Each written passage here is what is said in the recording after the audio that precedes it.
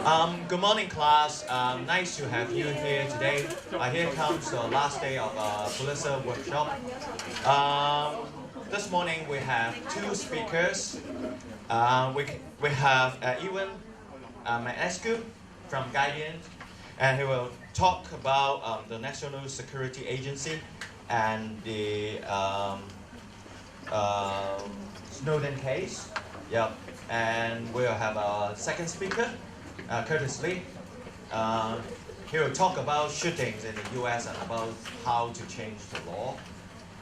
It is our greatest honor here to have them around the campus and really having a very frank and in-depth dialogue with all the students, sharing their experience and their insights. So please join me to welcome our first speaker, Ewen MacAskill. Thank you so much.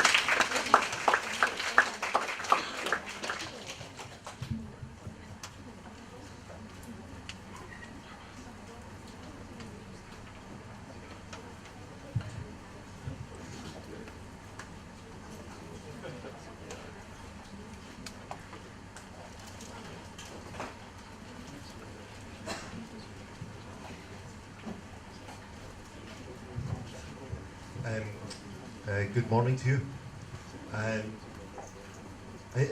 Has everyone here heard me speak about Snowden already? Or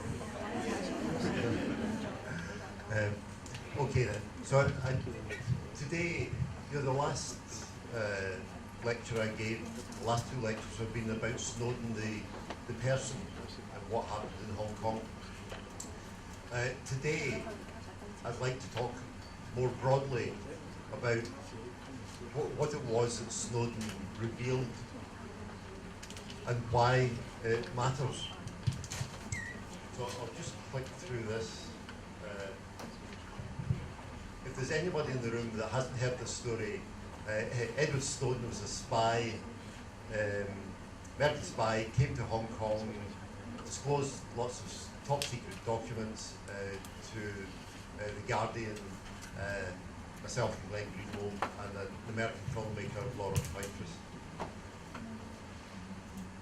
There's Vera Hill, there's Snowden, and there's me and Glenn Greenwald. And that was Vanity Fair's take on it. I'm going to talk about the issue more broadly today. And this is a story, I think part of the reason this story sort of resonated was because it revealed something about the nature of government today, surveillance. But from a journalistic point of view, it also seemed anything to do with spies has a resonance.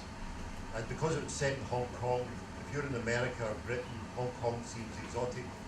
So you have the combination of all these things and you seem to capture people's imagination.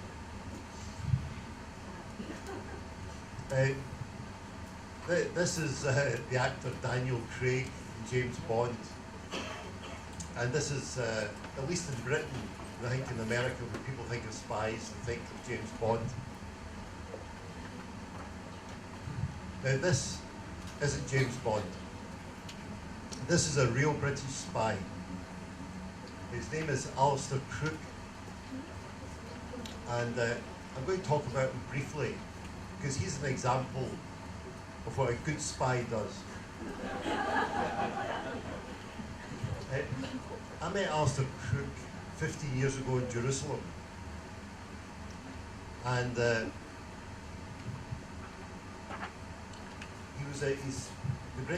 British Foreign Intelligence Service is called MI6. And Alistair Crook worked for MI6. The Israelis didn't like him, so they leaked his name to an Israeli paper, and so he was outed by the Israelis. That's why I'm showing his picture, and that's why I'm giving you his name. The Israelis did that because as soon as he was outed and he was made public, he was finished as a spy. Anyway, I met him in Jerusalem and asked him what he'd been doing. And he said that he'd been in Gaza working going round Gaza in a taxi, speaking to the Palestinian groups, Palestinian Liberation Organization, Islamic Jihad, Hamas, trying to negotiate, broker a ceasefire with the Israelis. And at the time I thought, this is ridiculous, this is improbable. The idea of a British spy wandering around Gaza in a taxi talking to Islamic Jihad. This is a guy, he's a fantasist, this is not real. But I went to Gaza and I spoke to Islamic Jihad and Hamas and People's Liberation, and they knew him. And it was true. He almost negotiated a ceasefire. And they only stopped because the Israelis dropped a bomb in an apartment building in Gaza City, and the ceasefire didn't happen. So spies do good things. And it's important to make this point because people think because of the Snowden revelations that we're anti-intelligence, we're anti-spying. We're not. I understand we need spies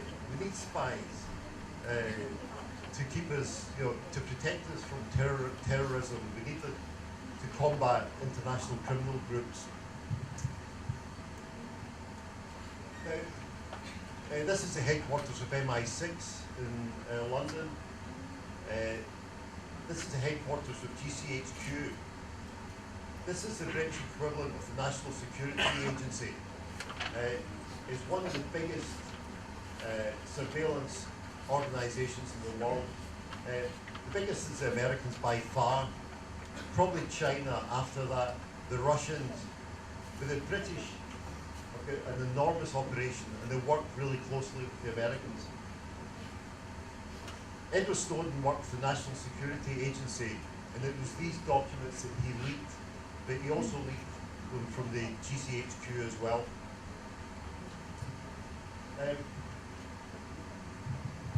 Now, I said that spies, lots of spies, people like Alistair Crook, do a good job, but that doesn't mean that in a democracy you don't have to keep, you have to keep an eye on them, you have to watch them, that they don't exceed the sort of bounds. You need political and judicial oversight of the spy agencies. I know that doesn't work in China, and it doesn't work in Russia, but Britain and America are full-blown democracies, and the spies are answerable to the citizens. So it's important that we maintain judicial and political oversight. Now, why do we need that? In the 1970s, the American intelligence agencies, there's a senator called Frank Church, who was very courageous. And when he was looking at the intelligence services in the 1970s, he discovered that the NSA and the FBI were investigating people they regarded as anti-American or people who posed a threat to security. Some of these people were protesters, like Vietnam protesters. They were journalists. They were trade union leaders. They were well-known terrorists like the civil rights leader Martin Luther King. Muhammad Ali was regarded as a threat. So in the mall in Washington now, there is only one statue to someone who's not been a president, and that's Martin Luther King. And yet Martin Luther King was under investigation by the NSA and the FBI in the 1970s. So that's an example of how if you don't watch the spies, they can get out of control. In Britain, in the run-up to the Iraq War, the MI6 and the other agencies, Tony Blair wanted to go to war in Iraq alongside the Americans, so they doctored the intelligence information in order to make a case to claim that Saddam Hussein had weapons of mass destruction, and this made the case for going to war in 2003. So that was only just over 10 years ago, and we saw intelligence being abused. Now we come, this was last year. This guy is James Clapper. He's the most senior intelligence guy in America. He's Director of National Intelligence. He appeared before a Senate hearing in America, I think in April last year, and he was asked by a senator, do the intelligence agencies in America engage in the bulk collection of data of American citizens? And he said no. He was telling a lie. And this is the first reason why, when Snowden revealed these documents, one of the first things that we understood immediately was that the American intelligence agencies had been lying. He said they don't collect the phone records, emails, Skype, Facebook of American citizens. Snowden revealed that that wasn't true. So the very first document that The Guardian published was a Verizon document. And it was a court order that had never been seen before, showing that the court order gave permission to the National Security Agency to collect the phone records of millions of Americans. The telecom company was Verizon, big company, telecom company in the States, but others like AT&T were doing the same thing. This was the document that Snowden gave to The Guardian. It runs to about 10 pages, and it shows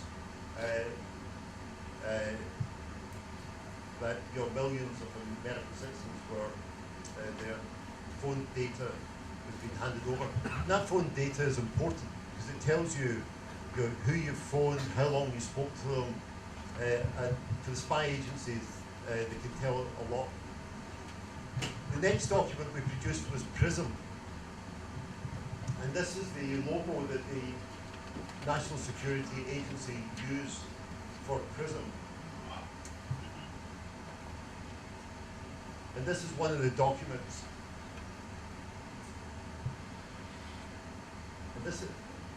And why PRISM matters is it reveals that the NSA gets its information from the major internet providers and from the social media. I know this is very technical. I'll just do it for 5 minutes and then I'll move on.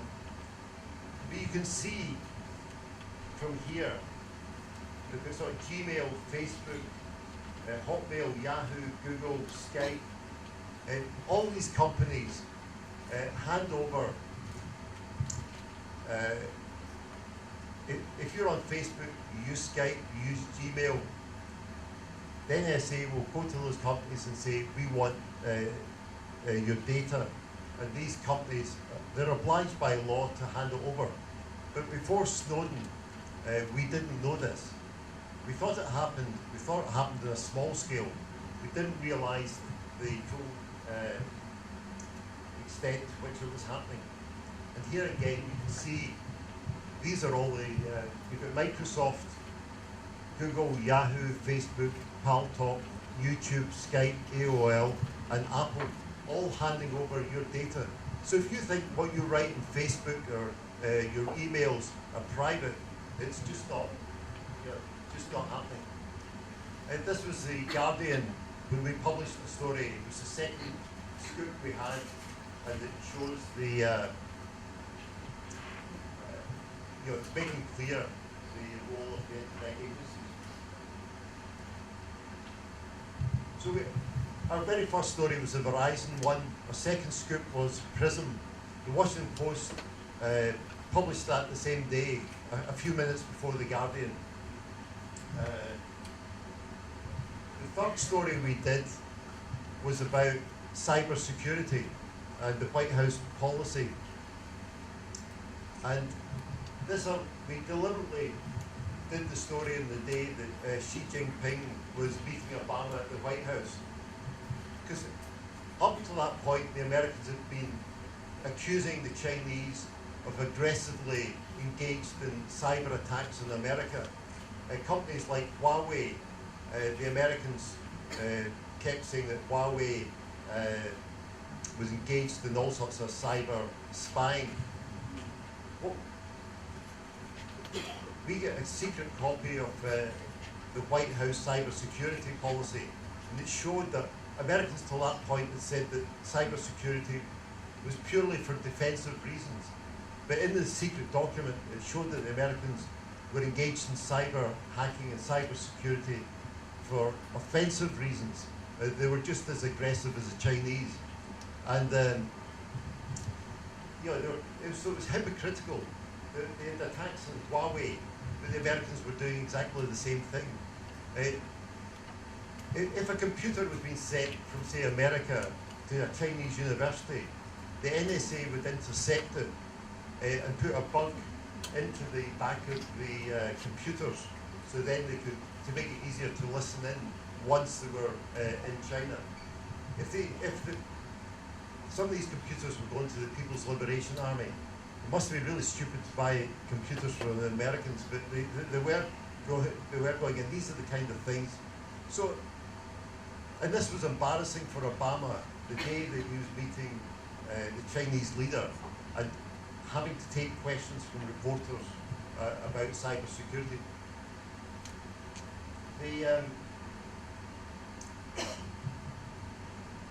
The documents also revealed that, I mean, it's right that I'm not surprised that America spies in China. I'm not surprised that America spies in Russia or spies in Saudi Arabia. That's what you expect it to do. What surprised people was that the Americans also spied on people that thought they were friends of America.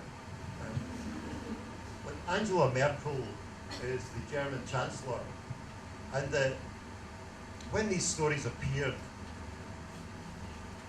there was a lot of anger in Germany, so she reflected some of that, but she wasn't really personally upset. And this again shows the hypocrisy of the political classes. She wasn't really upset until the Snowden documents revealed that the Americans were hacking her mobile phone. Once she discovered that they were hacking it and listening into her personal mobile phone calls, she got angry.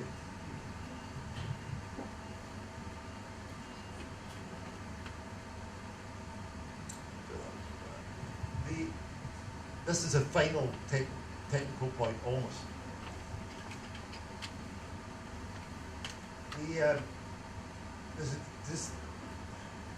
One of the important things that the spy agencies say, look, this doesn't matter. We're not listening in to the actual phone calls. We're not reading emails. We're just looking at metadata. And metadata means they're looking at who you made the phone call to and how long that phone call lasted. They're not looking at the content of emails, they're just looking to see who you sent the email to, and maybe the top strat line.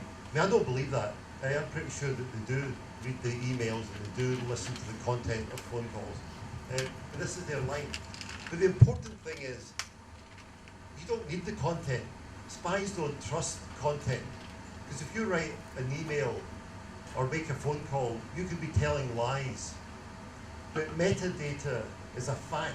If you made a phone call at a specific time to a specific person, that's an undeniable fact. So metadata is more important than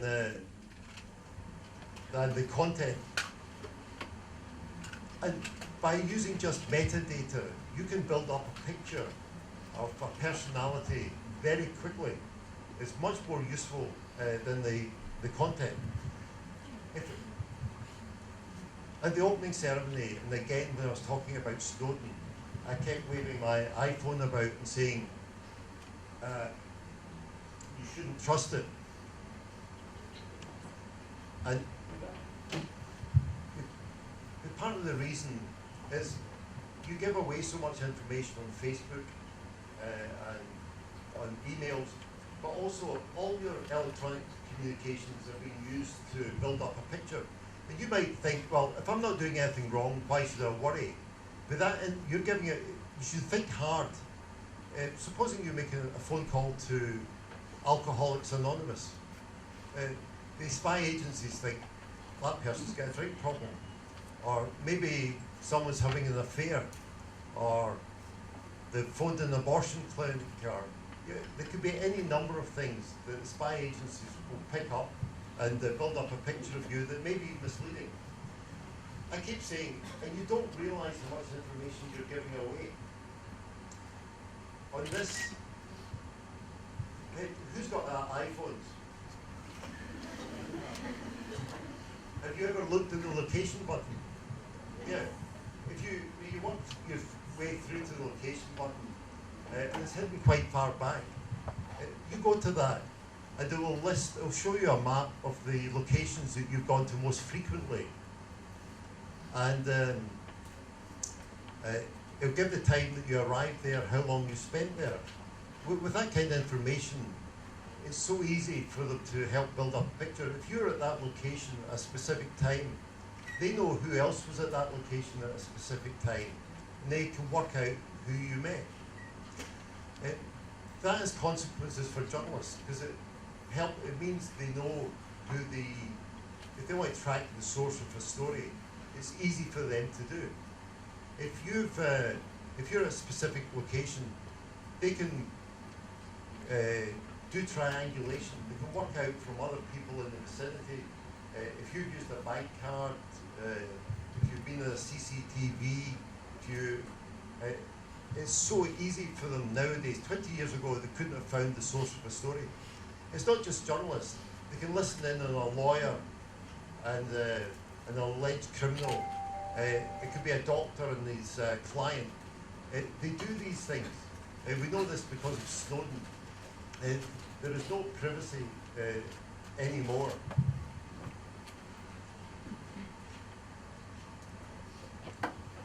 That's the technical stuff over. Now, this story went all around the world, and this was one from the South China Morning Post that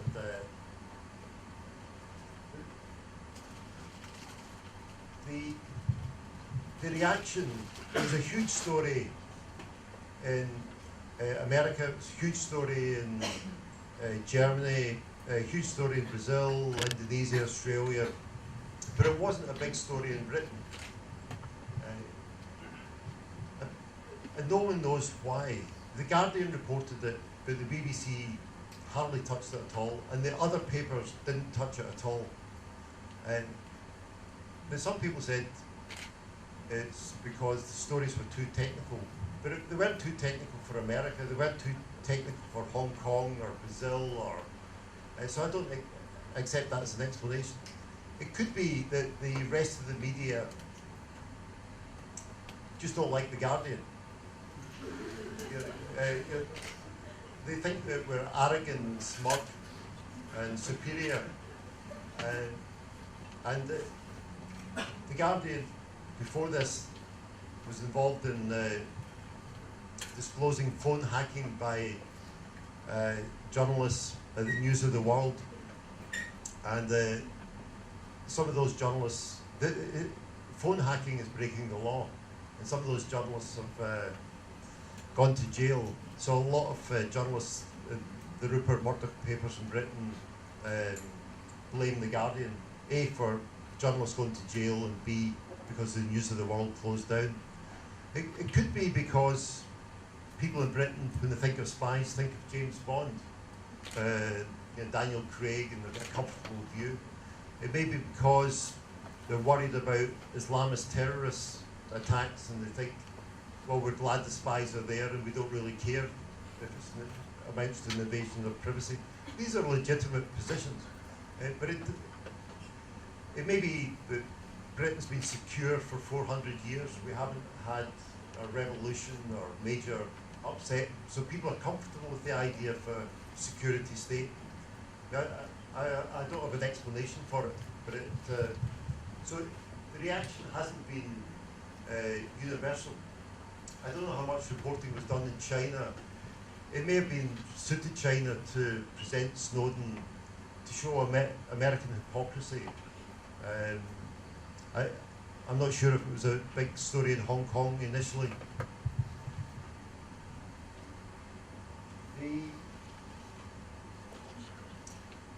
The Guardian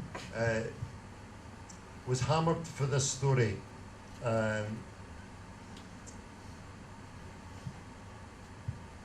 We were threatened with legal action. They came in and destroyed the Guardian computers, and David Miranda, Glenn Greenwald's partner, was held at Heathrow Airport. So this was Glenn Greenwald's partner, David Miranda, arriving back in Brazil after being held at Heathrow Airport for 9 hours under the Terrorism Act. And this is the deputy editor of The Guardian, Paul Johnson. Now it looks as if he's doing some do-it-yourself work, doing some repairs in his house. But this was him. The intelligence services insisted that The Guardian destroy all the computers that contained the Snowden documents, and had to destroy all our notebooks. Anything that touched Snowden had to be destroyed. And this was Paul Johnson, deputy editor of The Guardian, 3 hours in the Guardian basement with colleagues, reducing the computers to rubble.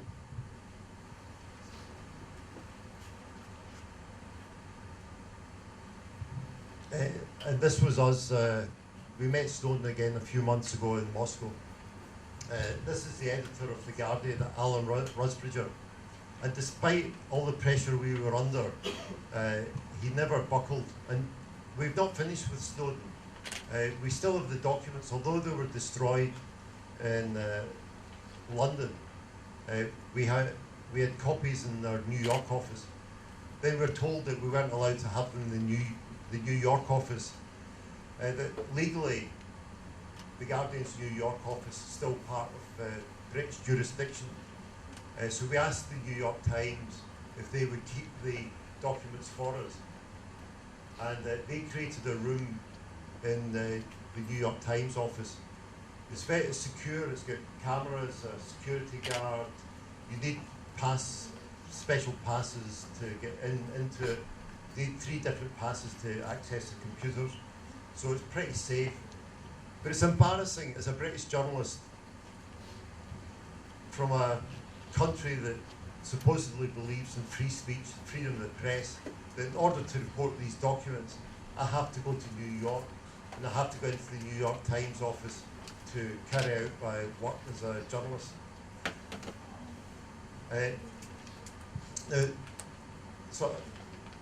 Almost the sort of final stage of this. I mean, what's happened is, since the answer is probably nothing very much. I mean, politically, there's been no real change. There's legislation going through Congress, but it's been watered down. There's legislation being promised for Britain after the election next year, but I doubt the intelligence services in Britain show absolutely no sign whatsoever of offering concessions. I don't think the NSA has either. There are various court cases. The European Court of Justice might bring change. The likeliest route for change will come probably at the commercial level. Facebook and Gmail, all those companies have lost billions of dollars because as a result of these revelations. So they're mounting legal action against the NSA and legal challenges saying we're not obliged to hand over this material. If we have to hand it over, we want you to be transparent, to make it clear why we're having to hand over this data and when we hand it over and how much. So that these changes are taking place. And as I've said before, Google, Gmail, they're now going to start offering encrypted Gmail services. So, you know, there is some change taking place. It's minor. People need to get upset about this, and it's a hard job to get people to get worked up about it, especially in Europe. There's been various attacks, and because of what's happening in Syria and Iraq, and the sort of threat of terrorist attacks on London or Paris or Berlin or the States, then it's hard in this particular climate to persuade people that you need curbs, you need to sort of rein in the intelligence services, because people turn around and say, well, we're glad they're doing that. We're glad that they're keeping tabs on Islamic terrorists. So it's a difficult climate to persuade people that privacy matters. And if you don't try and protect privacy now, you may turn around in a few years' time and discover that it's too late. This has happened because of the change in technology in the last 20 years. It's allowed the intelligence agencies access to your information in a way that they never thought possible. They're not going to give that back. They're not going to stop checking emails and phone records. Now they've got that power, they're not going to give it up. What we need is proper political oversight, proper judicial oversight, and I hope that's what's going to happen. And finally, I mean, all of this comes back to the bravery of one individual that thought things were wrong, and he had the courage to be a whistleblower, and he's paid a price for it. He's living in Moscow, and he wishes he wasn't there, but he's glad to get this debate underway. And I'll take your questions.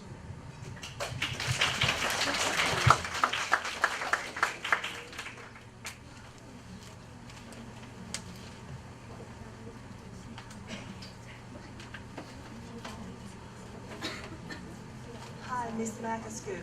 I know that your colleague Laura has made a documentary about Edward Snowden. It's called Citizen 4.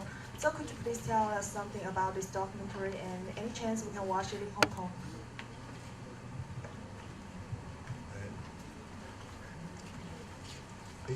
I think any journalism student should see Laura's film. It's called Citizen 4.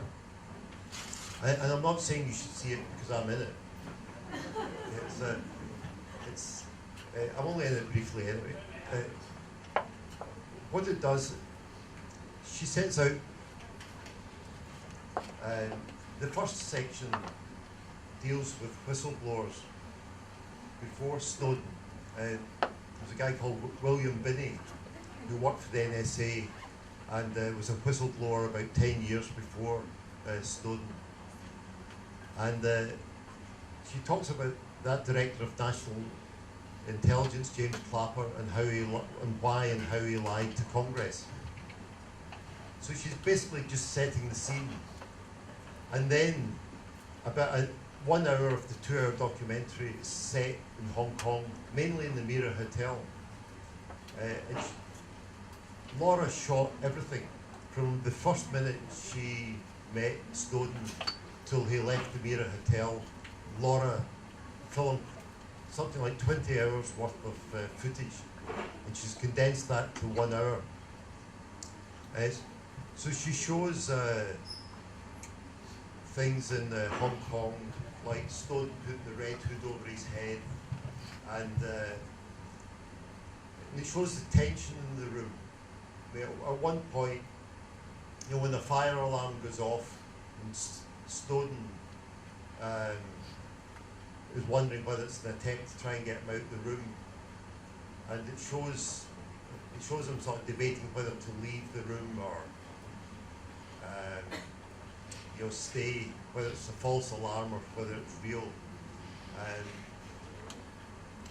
and it shows him just before he leaves the Mira Hotel to get into hiding in Hong Kong. And then the final section deals with Snowden and what happened to him subsequently. Some of it shows him in Moscow, and it revealed for the first time that his girlfriend Lindsay Mills, who everybody thought was mad with him for leaving her in Hawaii, is actually in Moscow. So the film is basically the story of Edward Snowden, but there's quite a bit there about how journalists work, and I did recommend that all of you, if you get the chance, see it, maybe even show it here. It opened in America last Friday. It opens in Britain today, and it will definitely be shown in Hong Kong in the next few weeks.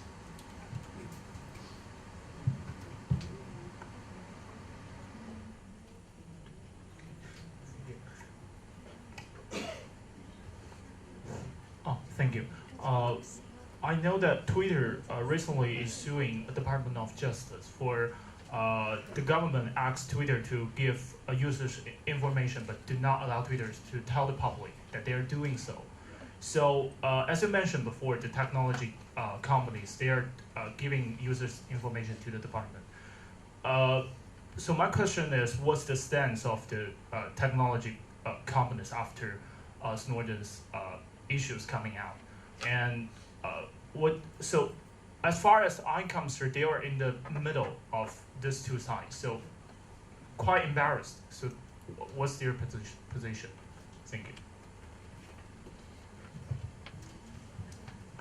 you. This is a really good question, and it's at the heart of the whole thing. When the Snowden's revelations first came out, the telecom and internet companies, their initial response was, we don't know anything about this. We've never heard of PRISM, which was probably true. They probably didn't know that it was called that. But they gave the impression that they didn't know much about this. And now we know that actually they do know lots about it. Their argument was, there's nothing they could do about it. The American law and British law is that the telecom and internet companies have to hand over the data to the NSA and GCHQ. They're served with a warrant to hand over this material. But these warrants it's not a warrant for an individual like they want to check you. These warrants are broad.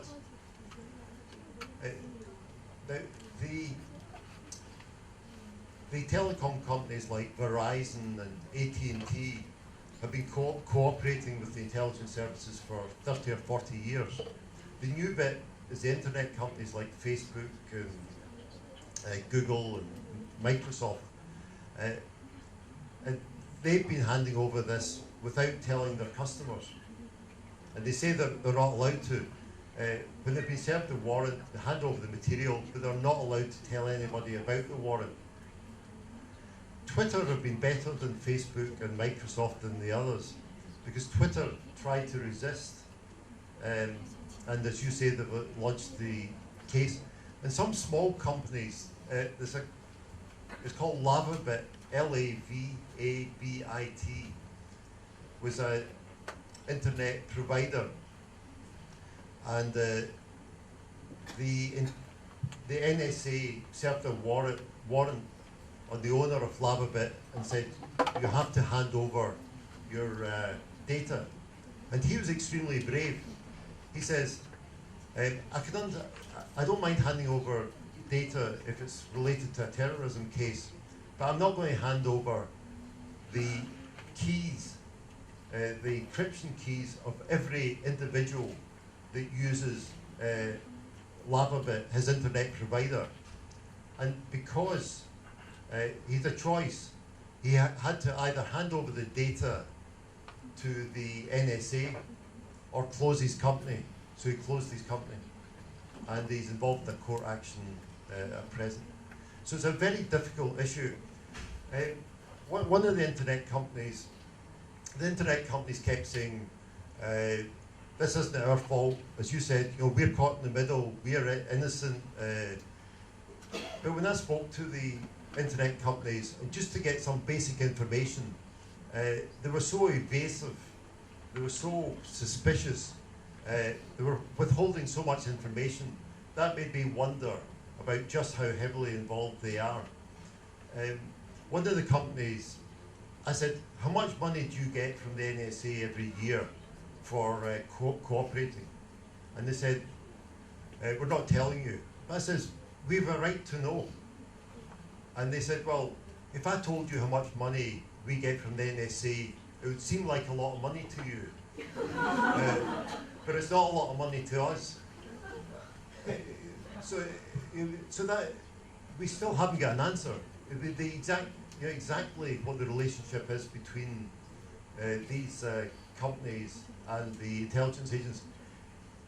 The documents Snowden gave to us, as I've said many times over the last few days, tens of thousands of documents, and the incredible detail about what's happening in Afghanistan. The one detail he hasn't given us is the code names for the telecom companies. And it's so deeply guarded because those telecom companies are so important to the NSA and GCHQ. The main part of their work is not listening stations in Afghanistan or Iraq, but the cooperation of the telecom and internet companies. If they didn't have that cooperation, they would lose the bulk of their ability to conduct surveillance.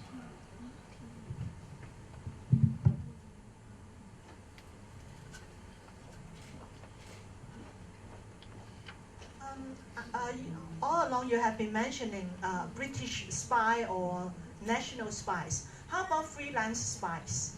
They are even more dangerous, isn't it? They work for money, they will do whatever country or organization give them money to.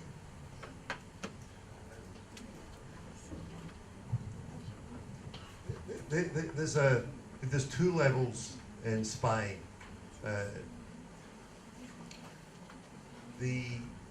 You have the sort of CIA and say MI6, and they're full-time spies, that work from London or Washington, but they run agents, and the agents are, as you say, freelance people that could work for both sides, sources that are unpredictable or unreliable,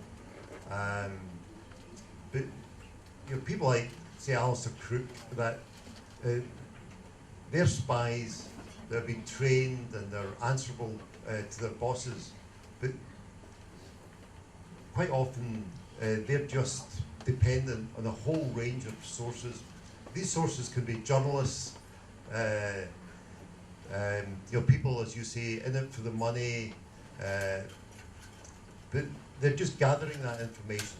The people that matter are the people that process it, and the kind of people you're talking about are regarded as low-level, unreliable, untrustworthy. The bulk of intelligence gathering now is not human. According to the Americans and the British, they rely mainly on the NSA and GCHQ. They rely on surveillance for the bulk of their information.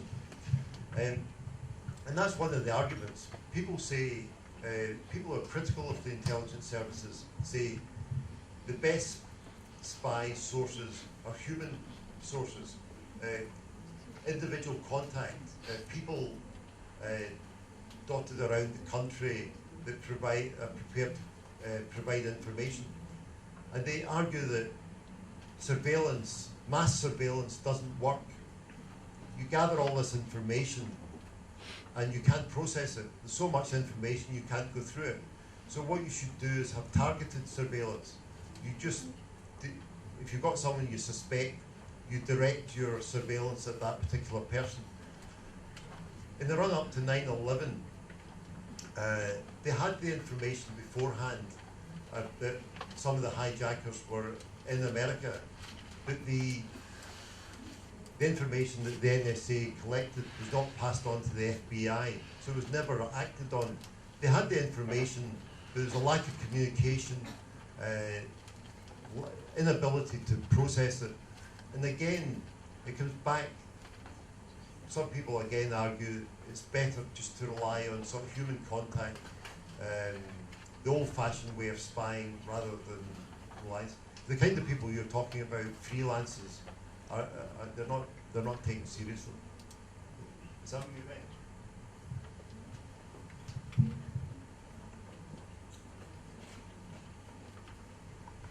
Ewan, just following on from that, to what extent do journalists cooperate with the intelligence agencies like CIA, and how? This is a three-part question. Second one is how dangerous does that make it for journalists in places like Iraq? Because quite often journalists are accused of being spies. And just finally, for the students in the room, what advice would you give them if they were approached by an intelligence agency? Which can happen, actually, folks. You'd be surprised.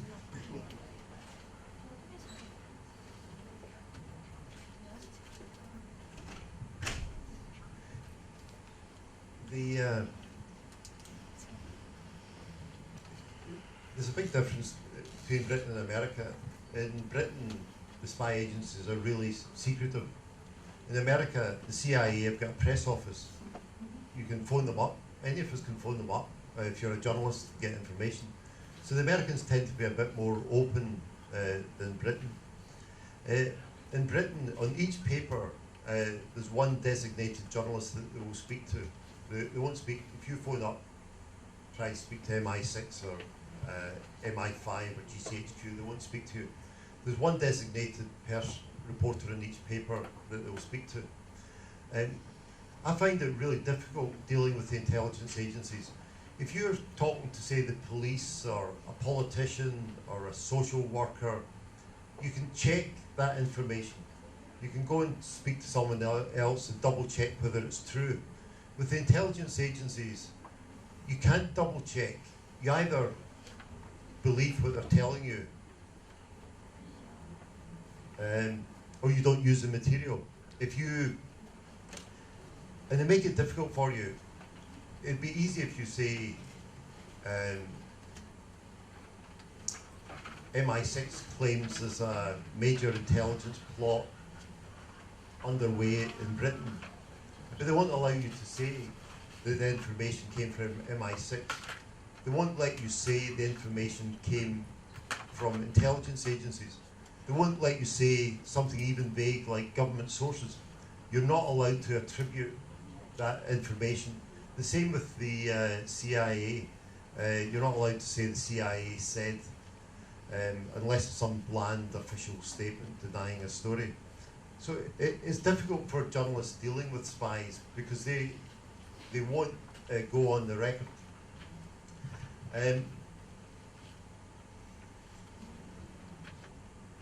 It's a real danger all around the world because a lot of the things that spies do are the same things that journalists do. You're trying to get information, and you're using the same techniques, and you're speaking to the same kind of people. So the distinction between journalists and spies, at least superficially, is very small. The problem is, in a lot of countries, that sort of distinction is lost. And as Eric says, in places like Iraq or Afghanistan, especially if you're an American or a British, if you're a journalist and you're caught by, say, the Taliban or Islamic State or Al-Qaeda or some of the Syrian groups or in Africa, and you claim you're a journalist, and they look at stories, suppose they look at stories I've written about spies and intelligence, and that distinction's lost. And quite a lot, it happens a lot, that journalists will be accused of being spies. I think it's a problem. I'm not that familiar with China. I worked there for 1 year, as I've said before, I'm not that familiar with China. But when I was there years ago, and this is decades ago, the Chinese government's attitude was that even information that would be basic in any other country, like say information about say the coal production in China, that was regarded as official information in the 1980s. And if you disclosed it without approval, then that was regarded as a breach of official secrets. And I remember a journalist in China in the 1980s losing his job and being prosecuted for disclosing something as mundane as that. I don't know if it still happens to the same extent. It's hard to believe that it would, but who knows?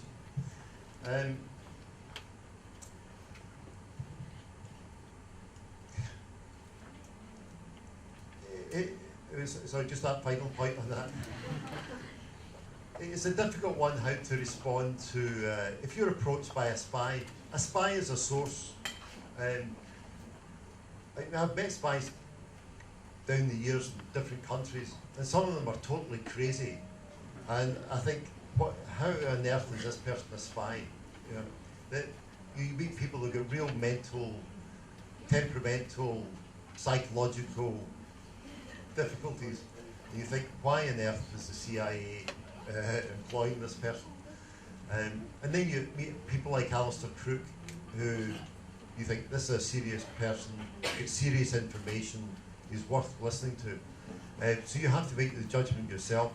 But as a young journalist, my advice to you, if you're approached by anyone from the intelligence agencies, is to stay clear of them. Don't get involved, especially when you're young. They like to recruit journalists. They're a great source. Because the distinction between journalists and spies is so small, being a journalist is a good cover for wandering around asking questions in sensitive places. And we're told in Britain that in every organisation, in every newspaper, in every television company, there's at least one person that works for the intelligence agencies. And on The Guardian, we're always trying to work out who it might be.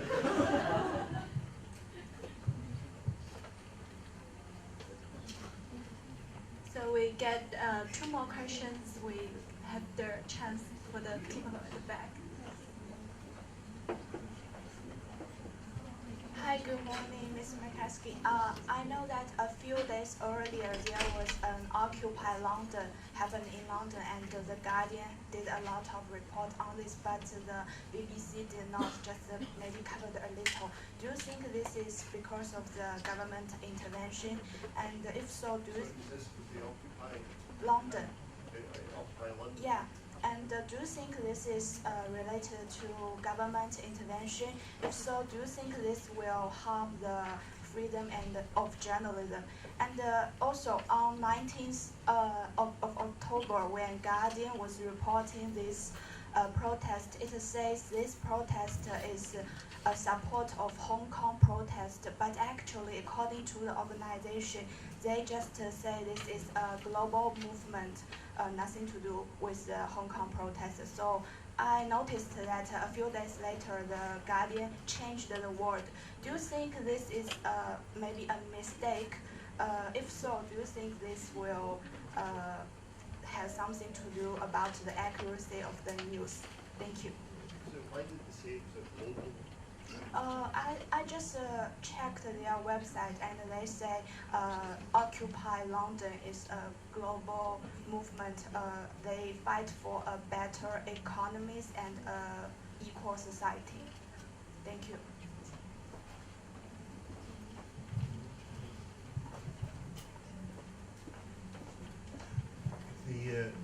I think the BBC is one of the best news organisations in the world. They're not very good on sort of breaking stories. I mean, they tend to be mainly, reporting what's happening on a day-to-day basis and giving context. There's a former head of news at the BBC, Richard Sambrook. He's now Professor of Journalism at Cardiff University. And he said that if Snowden had come to the BBC, they wouldn't have reported it. Because the BBC is still too cautious, still too careful. On the Snowden stuff, the BBC hardly reported it at all. And the Guardian offered to give them the documents, and they didn't want it. Whenever I say this about the BBC, and BBC journalists are present, they get angry with me and dispute this. But if you look at the BBC's coverage, it's minimal. When I said that this isn't a story in Britain, if you went out into the streets in Britain and mentioned Edward Snowden, they wouldn't know who he was. And that's because of the BBC. Because the BBC didn't report it, then it doesn't exist. The BBC, again, is very, very cautious. I don't know the background to the Occupy London. The Occupy movement in, maybe they just thought it was too small. Was it Occupy related to the protests in Hong Kong? No. Was it the Occupy movement like the one in New York?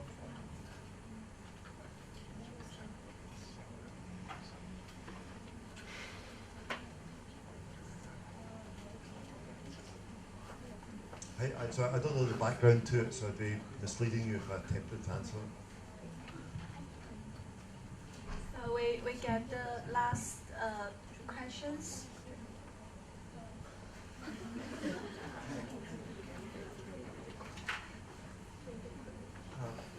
Hello, sir. You said even an iPhone can be used as a microphone for surveillance, even when it is not in use. So, as a working journalist, what is the most important thing, or the 2-3 most important factors that a working journalist should take care of to guard his privacy and the secrecy of his sources?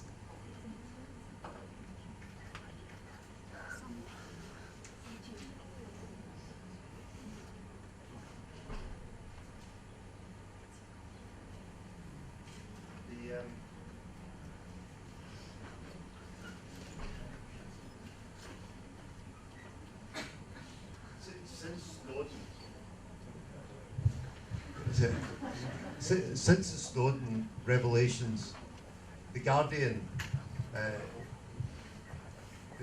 changed the practice for journalists, and we are all now much more security conscious. If I was going to see the editor or deputy editor or news editor to talk about something sensitive, the first thing we do is we take our iPhones and take them out of the room. If we're having a conversation, we don't. And now we do proper encryption to get into the phone. Do you use a 2-step encryption? On your laptop, you put in your normal password, but theoretically, you need a sort of backup where, in order to access it, you need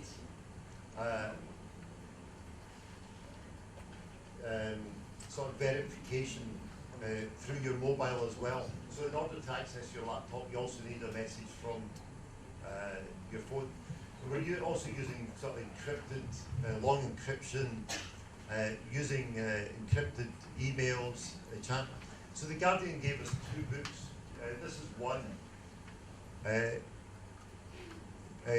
Guardian guarding your data. And it gives you basic advice on how to protect your laptops, your iPhones, and all the rest of it. So it's the only copy I've got. I'm happy to leave it here if anybody wants to photocopy it. But it gives you sort of, just that basic why I need a good password.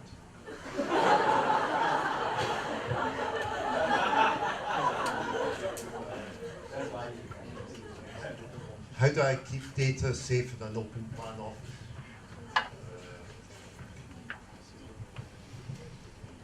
how do I work safely outside the office? It's all basic.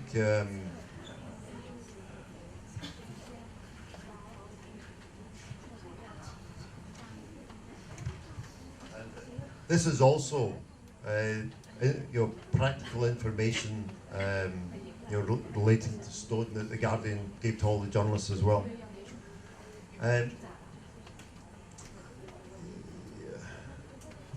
So, on the very first day I was here at the opening ceremony, the biggest message I could give to any journalist now is beware of electronic communications, get proper encryption on your laptops and for your iPhone. We're all doing it now.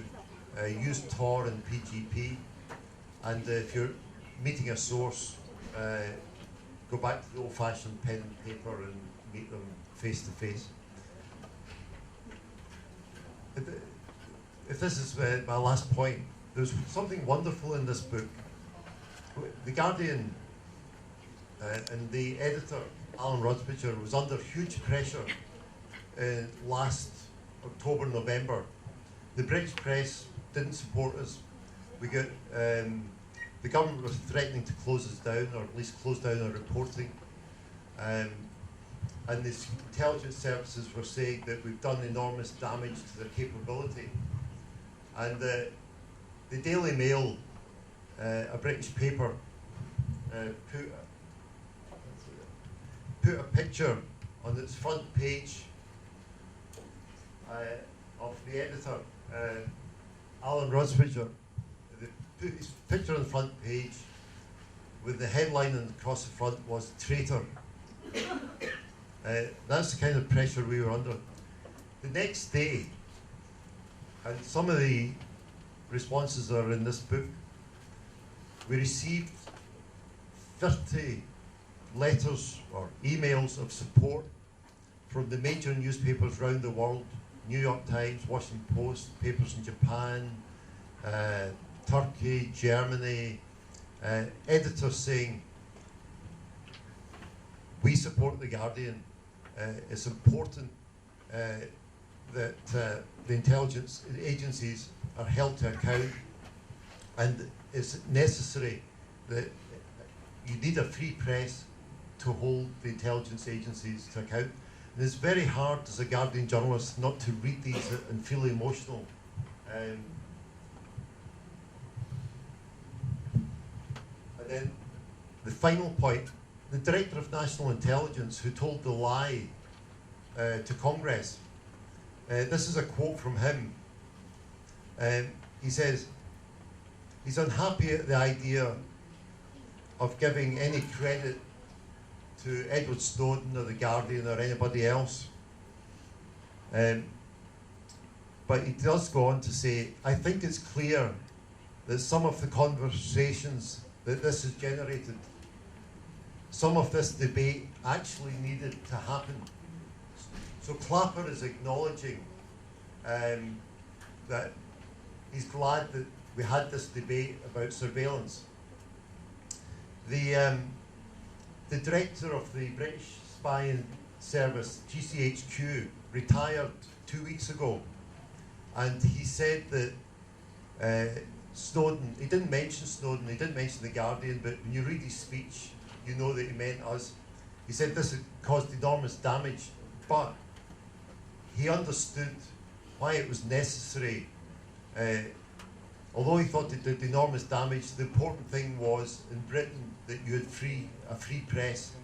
That's what, as head of the GCHQ, he was fighting for democracy in Britain. He was fighting for the right to a free press. So maybe that's a difference between the US and Britain and China and Russia, where despite all the flaws, and despite holding them to account, we still have a free press.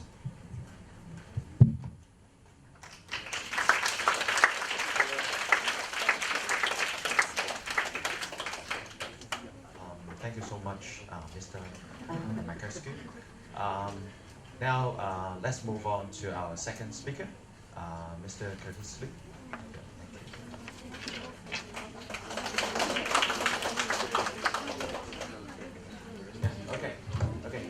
break for 5 minutes for the preparation.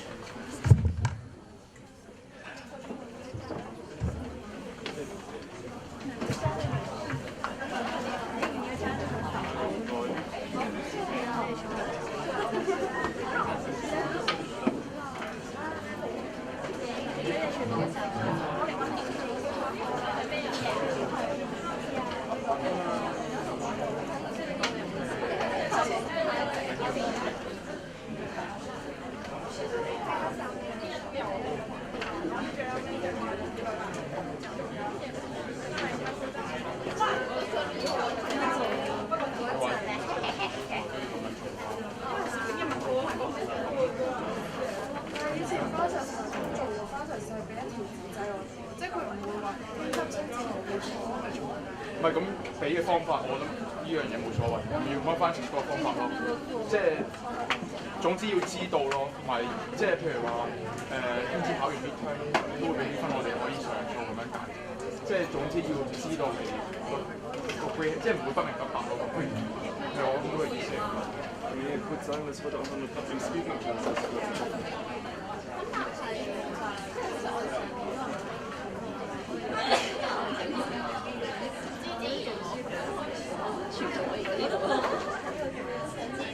你有冇嗰本頭先普立茲嗰本書啊？冇啊。佢哋有。係咯。點解會？最後都有拉嚟講最後。冇啊。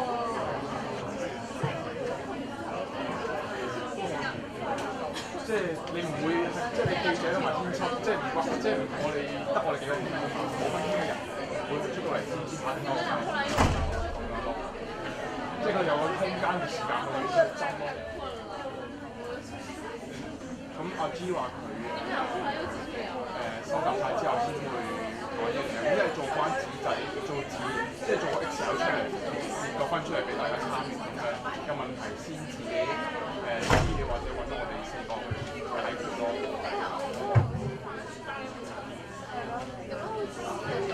紙仔，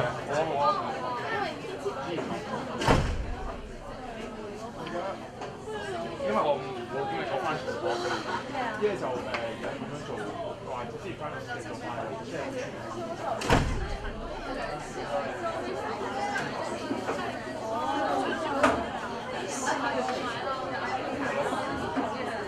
咁有問題先自己私下，即係講清楚啲嘢。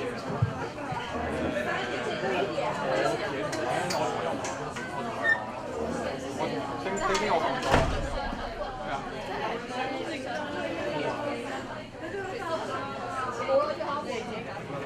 商量咩商量？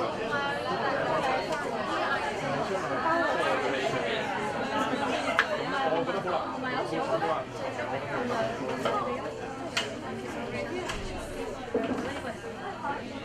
唔係我哋咁㗎。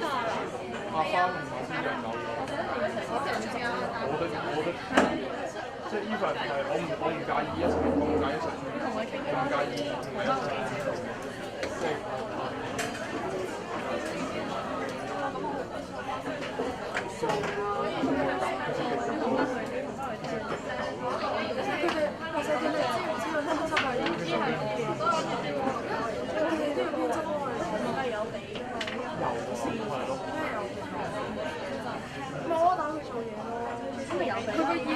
唔係咁，即係你而家冇，你唔係你冇啊？問我攞，我俾你，你又話我問你做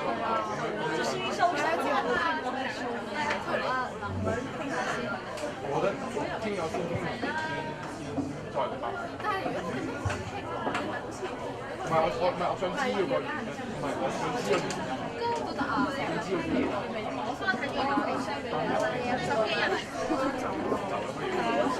請我入，本身請我入，你諗下我走就冇我擺嗰度有啲對唔住。你呢個好明顯，我哋本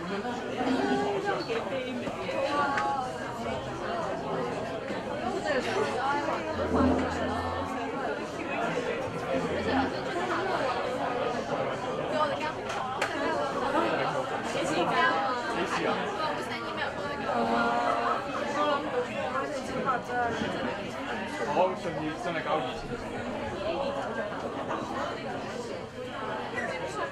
我哋不如堅持我哋自己。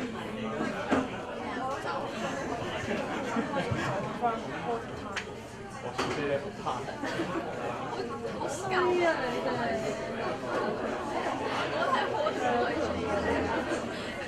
係你上班主義啫。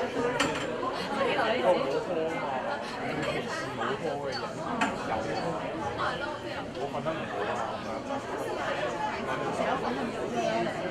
有蚊啊！之前打刺。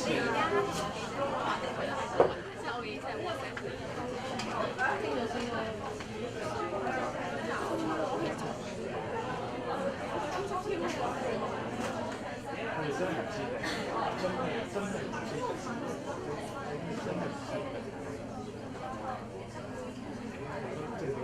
其他杯都 OK 嘅，即係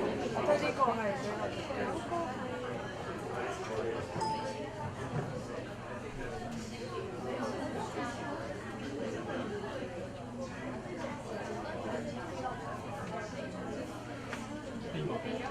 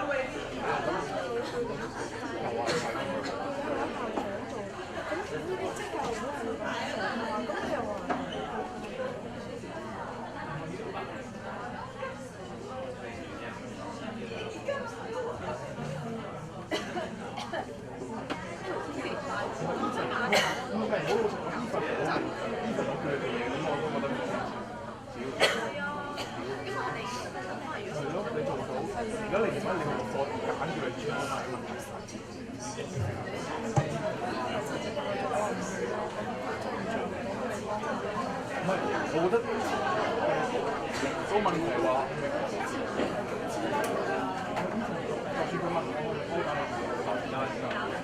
咩啊？講緊咩啊？你有咩叫嗰個 order 咧咁似我個古仔嘅。我哋咁樣第二即係過天50幾平時。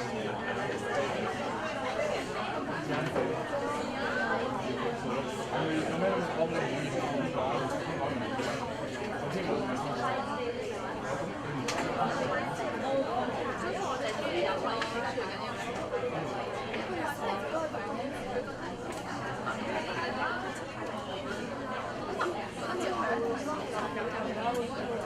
唔係，如果咁嘅情況之下，我覺得太難搞。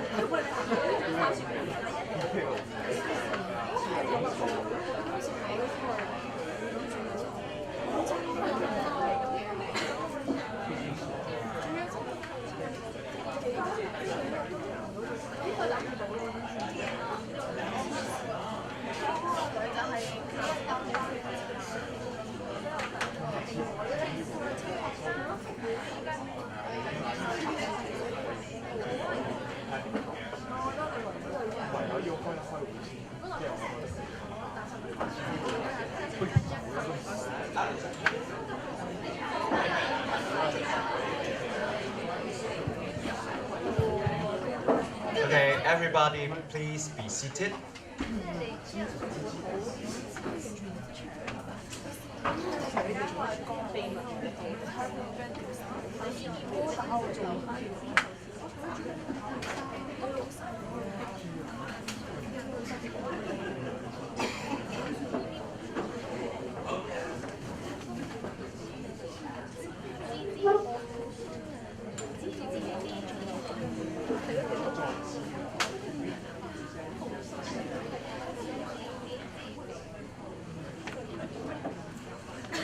Now we have our second speaker, Mr. Kurtis Lee. He'll be talking on guns in America. Thank you so much.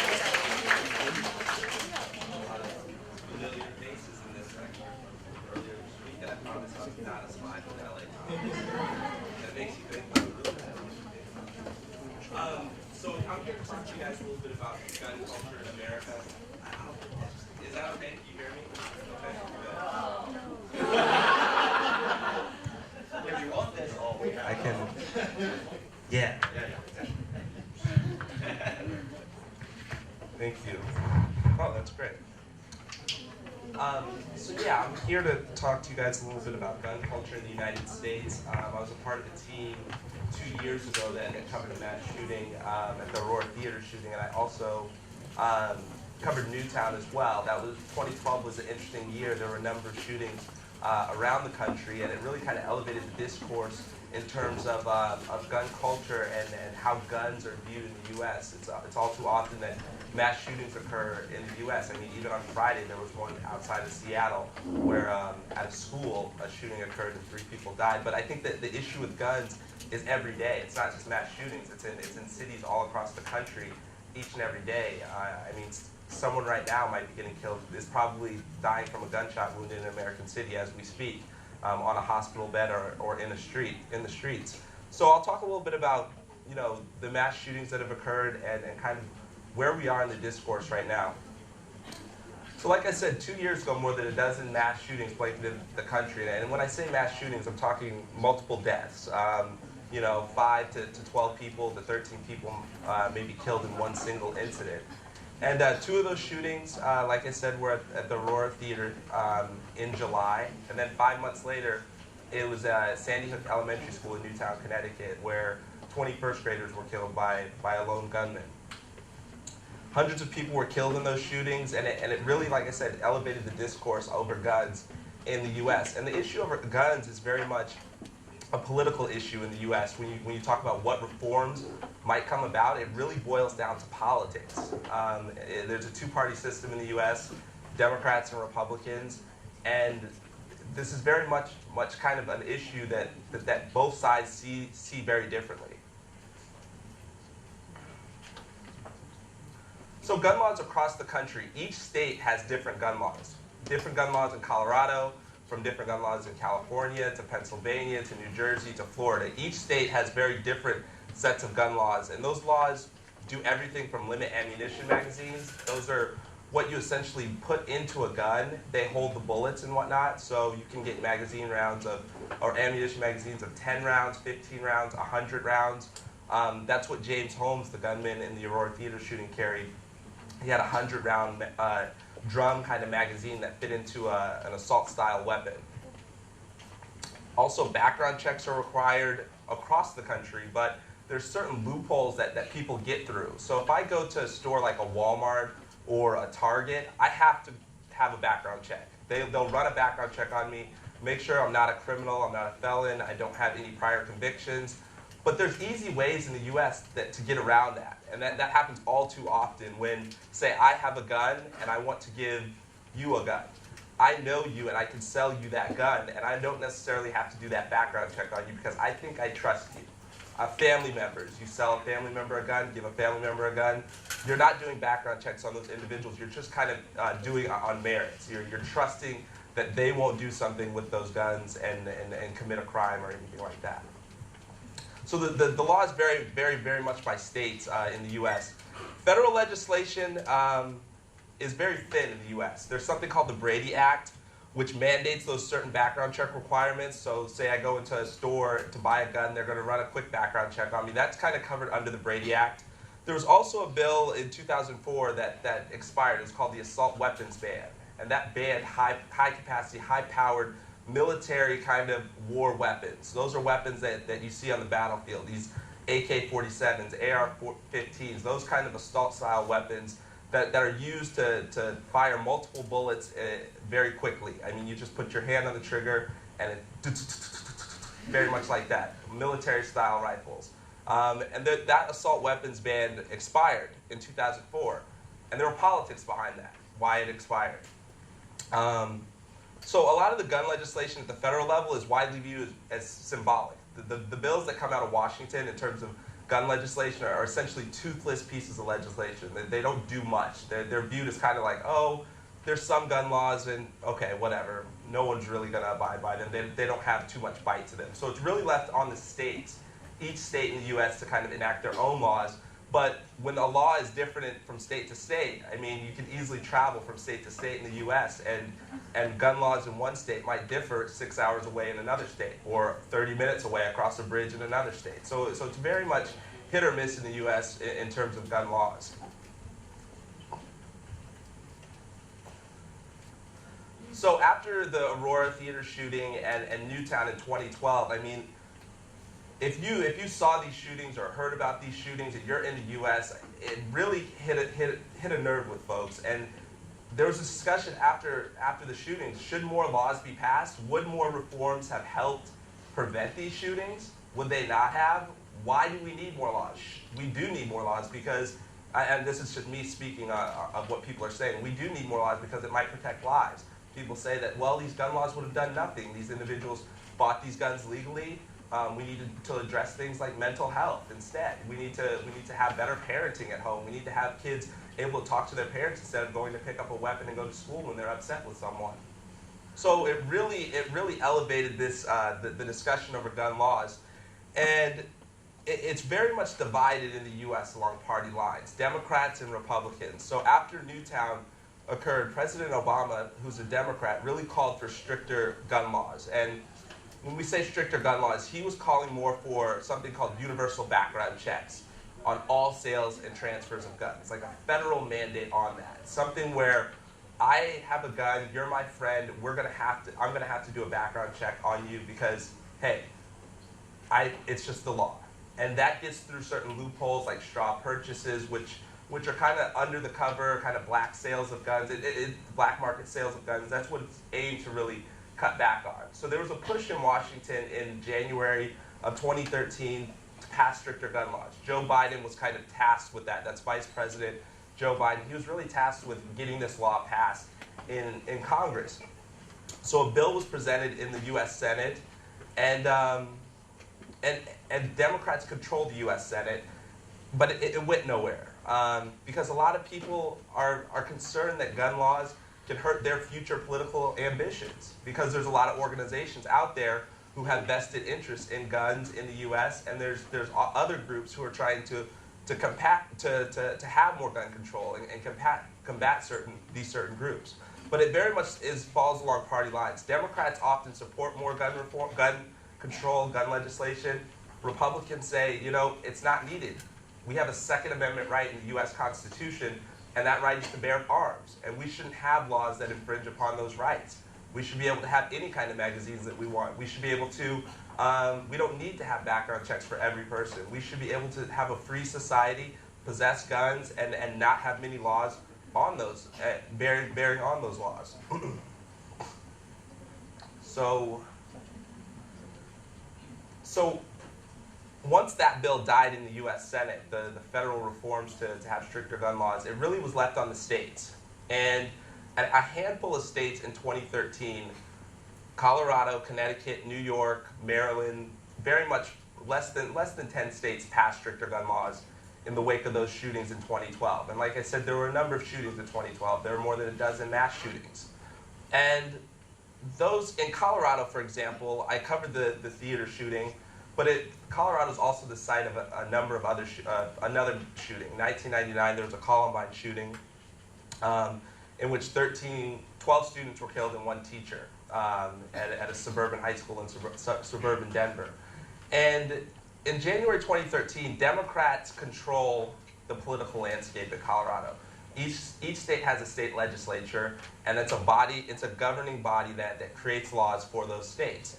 So in Colorado, Democrats decided to say, hey, we need to do something about this. This is an issue in Colorado. This is an issue in America. People in Washington and Congress aren't passing laws, so hey, we're going to pass laws here in Colorado.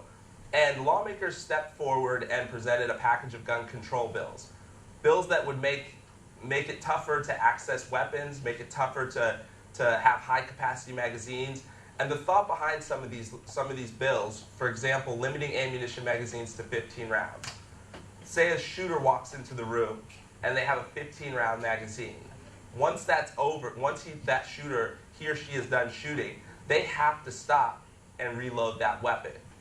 And that might give people the time to maybe run, get away. Someone might step forward and tackle the shooter as the shooter is loading another magazine. But by limiting the magazines, it allows people, it doesn't allow the shooter to have that many weapons. That was an argument that people said that they felt that the bill was needed for. And other bills that were passed were universal background checks and making people pay for those background checks. If you want to sell a gun to someone and you have to run the background check and you're going to have to pay for it, you're going to have to pay a little tax. So it was very much a tax on running background checks on people who are selling guns. So those are some of the bills that were passed in Colorado. And Colorado is very much a hunting kind of state. I mean, this is a state that people love their guns. People like to go out right now in October, in November, go to the woods, shoot deer, shoot elk, shoot whatever, you know, and eat it. Birds, all sorts of stuff. Right? Scared. All right. All sorts of stuff. Birds, those sorts of things. And it's also a state where people like to have ammunition magazines of more than 15 rounds in their guns. They like to have 20 and 30 round magazines because they like to do something called sport shooting, target shooting. That's when you go to the range and you have a bullseye ahead of you and you just unload on it and you try and do target practice and you try and, you know, hit the target and you want to shoot as many times as you can. So it's something called sport shooting. And a lot of people do sport shooting in the US. It's something that people really enjoy. So the argument from Republicans was really very much like, these laws aren't needed. These laws wouldn't have prevented James Holmes from walking into a theater and killing 12 people and injuring 70 others. James Holmes legally purchased all of those guns. He passed background checks at the store to buy his guns. He legally bought all of the ammunition. Sure, in Colorado at the time, you were able to have very large ammunition magazines. So he had 25, 30 rounds, 100-round magazines and was able to really, you know, shoot hundreds of rounds in a very short amount of time with his assault weapon. So that kind of happened right after the theater shooting in January 2013. Stricter laws were passed. And like I said, Congress didn't really do much. And even though Democrats control the U.S. Senate, there's certain Democrats that represent states that are very kind of conservative, though, as well, that have a lot of Republicans. States like Louisiana in the South, states like Arkansas as well, where people are very much, you know, against gun control. They do not support having stricter reforms because, I mean, there's parts of the U.S. that people really love their guns. People have multiple guns. They have, you know, 100 guns. They have showcases full of guns because they like to show them off. Guns from the 1800s, guns from, you know, the 1990s, all sorts of guns that individuals like to possess, and don't feel that they need to be told by the U.S. government how to use their guns, because it goes back to having those constitutional rights to bear arms. So Coloradans, it was a very toxic, very, very bitter debate among Democrats and Republicans at the state legislature. Again, Republicans called it an infringement on their freedoms. Democrats said it was necessary to save lives. And you saw a lot of victims, family members from past shootings.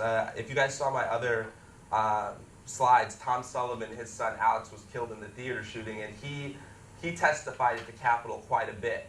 And he was very emotional with his testimony, saying, you know, if James Holmes didn't have all of these weapons, my son might still be alive. My son might have been able to get out of that theater. And other people came forward and said, you know, hey, these reforms are needed.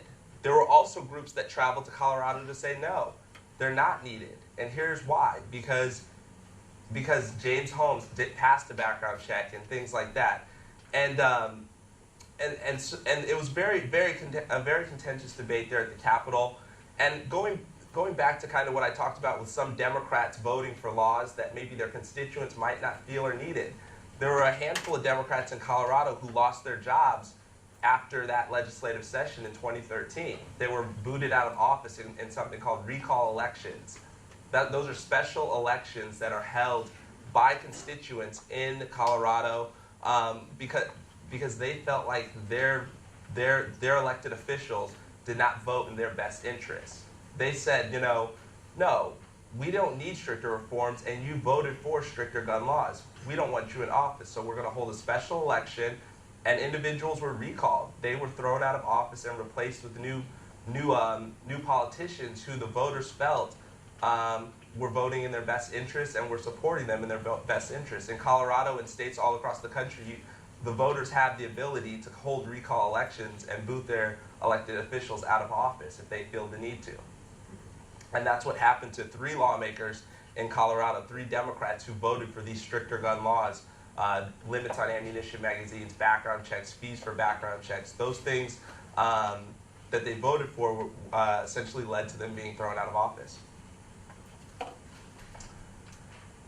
And in the US, a powerful, powerful group that's behind a lot of this stuff and comes to the states when there's new gun control on the table is a group called the National Rifle Association, also known as the NRA. And they're very much anti-gun control.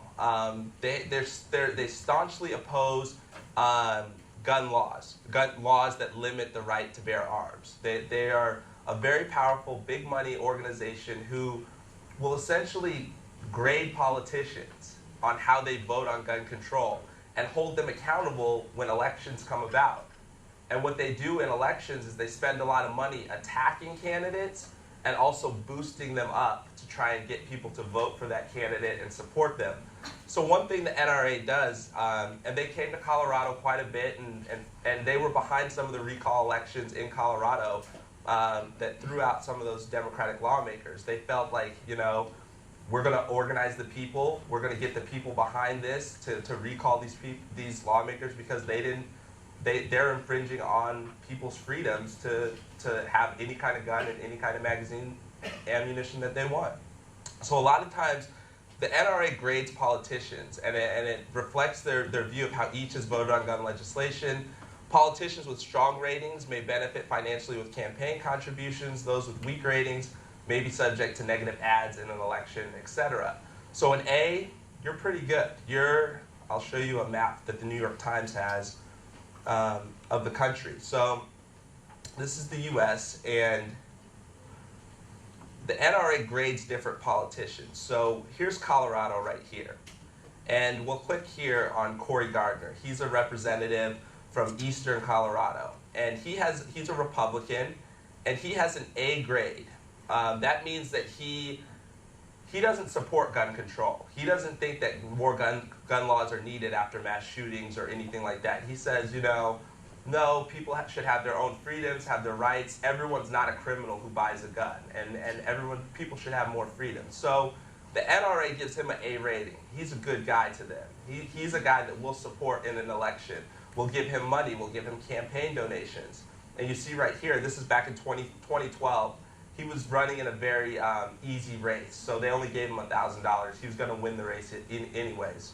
Usually if it's a competitive race, election, they will spend tens of millions of dollars supporting a candidate through advertising, through help with their campaign, through negative advertising toward another candidate that might be challenging that individual. So they're very much kind of a political player in the U.S. So when you go here, Jared Polis, he's from Boulder. He's a Democrat. He was actually very vocal for gun control laws after the theater shooting, after Newtown, after the Sikh shooting in Wisconsin. He called for more laws to be passed and enacted in Congress. And you see they give him an F rating. And if you look at certain parts of the country, some states, everyone has a good rating from the NRA. These are usually much more conservative kinds of states. States that really, kind of southern states that people really hold on to their guns and really enjoy their guns. If you look at Kansas right here, every politician has an A rating. Oklahoma, every politician has an A rating. Much of Texas, most politicians have A ratings there as well. So what the NRA does, go back here. The NRA grades those politicians and provides financial support to individuals. They do advertising and things like that. So right now, the U.S. on Tuesday will have a big election in the United States, the midterm elections. These are the congressional elections. New lawmakers will go to the Senate and to the House. It's not a presidential year. That's in 2 years. But there's a lot at stake in this next election because the U.S. Congress could be taken over by Republicans. Republicans could be in the majority in the U.S. Congress, and then that means President Obama, who's a Democrat, will have to work with Republicans, and it'll just cause more gridlock, and it's likely they won't work together. So the NRA is running a lot of ads right now in the U.S. To this day, right now, they're running ads helping candidates in certain competitive races. And Cory Gardner in Colorado, he was the congressman that I showed you who got an A grade from the NRA. He's running for U.S. Senate this year. Very competitive race against Democrat Mark Udall in Colorado. And the NRA is showing ads daily on TV ads that are really boosting up Cory Gardner and wanting people to support him and wanting voters to back him as a candidate when they cast their ballots on Tuesday. So this is one of the ads that are airing that's airing quite a bit in Colorado right now. Hope the volume's okay.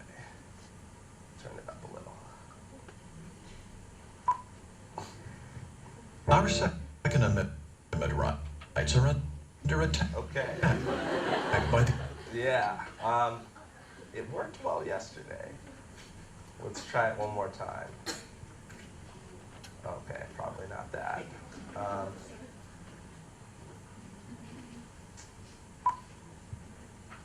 Our Second Amendment rights are under attack. Keep buffering. By the Maybe, hold on, I'll just Google it. I'll go to YouTube real quick.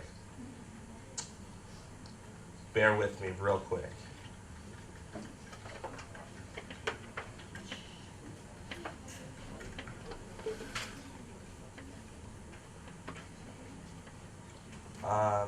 Okay, so this is the ad right here. Hopefully this will work. Our Second Amendment rights are under attack by the Obama administration and Senator Mark Udall. That's why we need leaders like Cory Gardner in the U.S. Senate to fight back for us. In Colorado, Gardner introduced legislation to protect our Second Amendment rights. In the Senate, he'll stand up against their extreme gun control agenda. And that's why the NRA is proud to support Cory Gardner for United States Senate. The NRA Political Victory Fund is responsible for the content of this advertising. So that's an ad that's running quite a bit in Colorado right now. And if you notice what they said the Obama administration and making the Obama administration seem really eerie, and also saying the Democrats in control of the Senate, they have this kind of extreme gun control agenda, this agenda that will take away your right to bear arms. And you see the guy with the shotgun over his arm. And do I think that these ads are having an influence? I don't know. A lot of people already have their minds made up about gun issues usually. But what they're trying to do is kind of, if there are people kind of on the edge there who are thinking about, maybe should I support Udall, should I support Gardner? Oh, well, Gardner's a guy who won't take away my guns. And really trying to maybe go for the naive kind of voters in elections who aren't always paying attention, who are just tuning in right now 3 or 4 days before the election is about to be held. And that's an ad that is on constant loop in the U.S. right now, at least in Colorado, as well as in other states. The NRA runs those similar ads for other candidates around the country. But there are groups who are trying to combat the NRA. But the NRA is a very powerful group. It's a group that's been around since the 1800s. It's a group that has a lot of roots in communities. It has a lot of money as well. And there are pro-gun control groups that are backing candidates who support stricter reforms.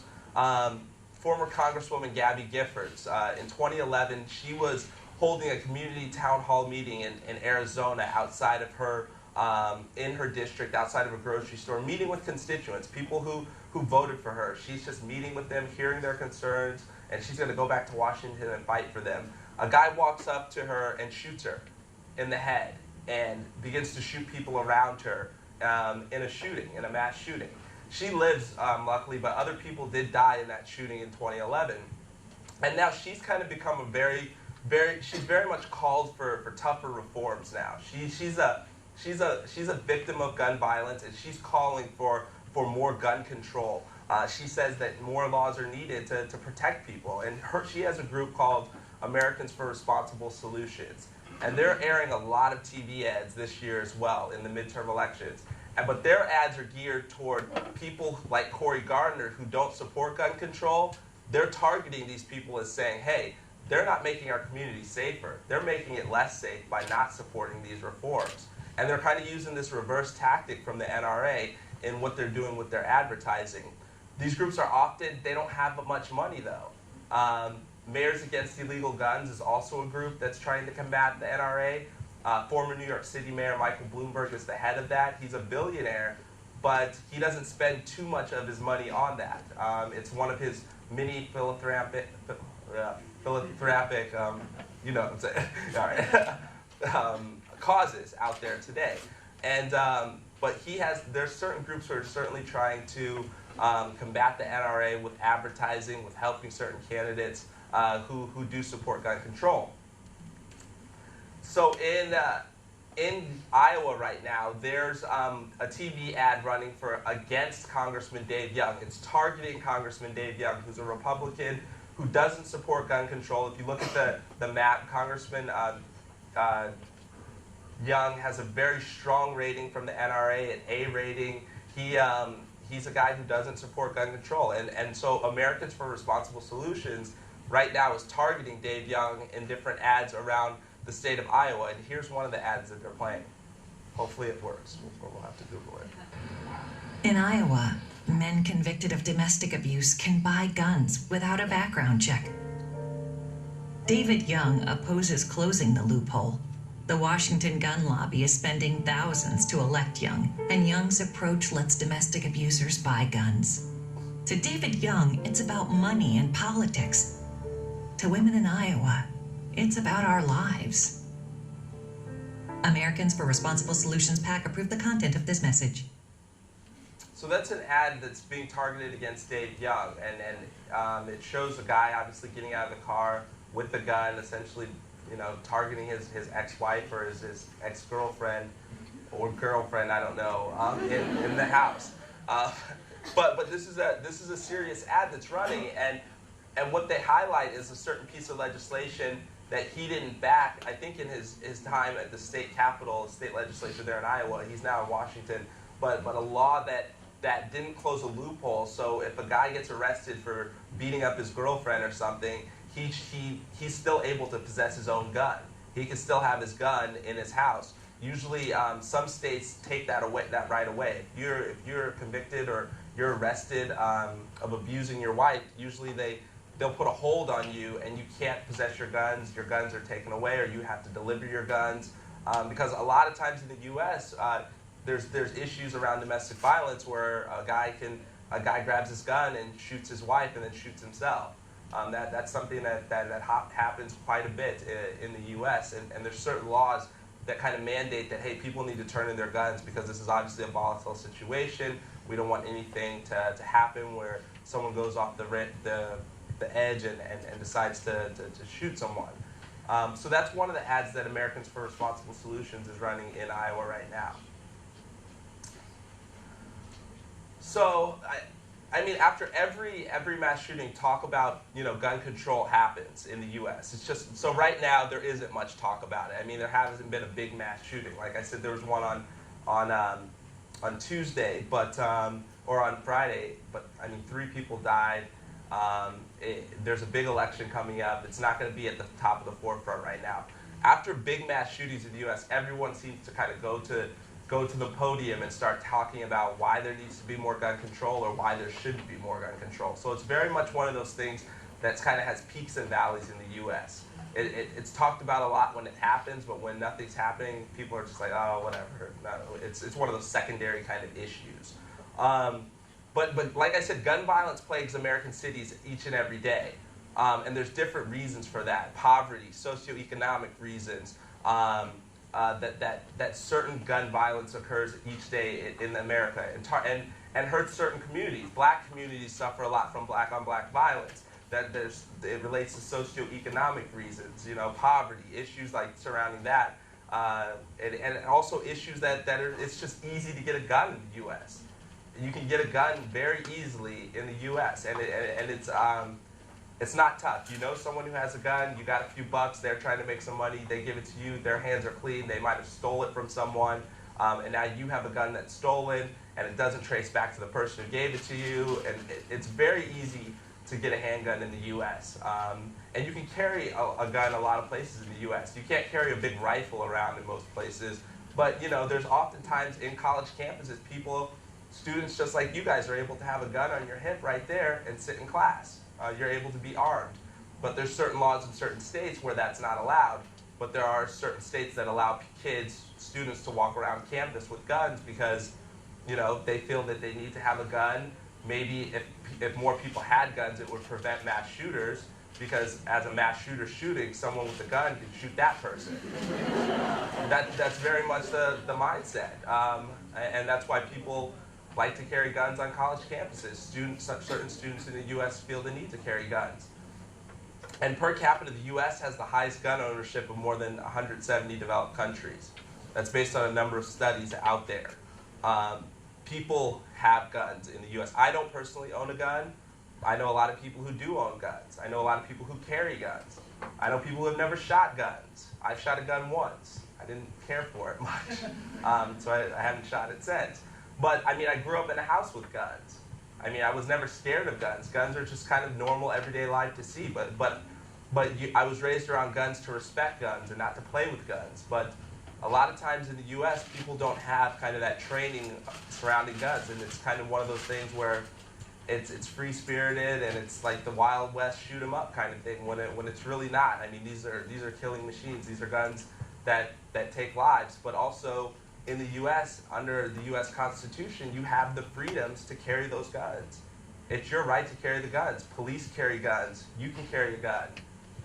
Here in China, or in mainland China, yesterday I was talking to students about this, and they said you can't get a gun if you're just an average citizen. But the police can carry a gun, right? Why is that? Why should the police be able to carry a gun and I can't carry a gun? It's a good question to have. In the U.S., people have they feel like, hey, that's my freedom, that's my right to carry a gun. The police have a gun, why can't I have a gun? I'm just an average citizen. I'm a good citizen. I know what I'm doing with my gun. I'm not a bad apple. Why shouldn't I have a gun? You know?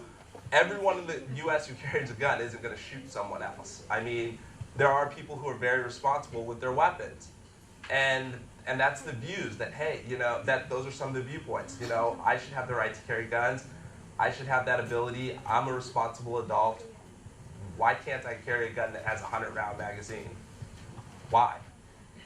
And that's kind of, those are some of the arguments that you see each and every day from Americans who are on different sides of the political spectrum, who are on different sides of the issue of guns in the U.S.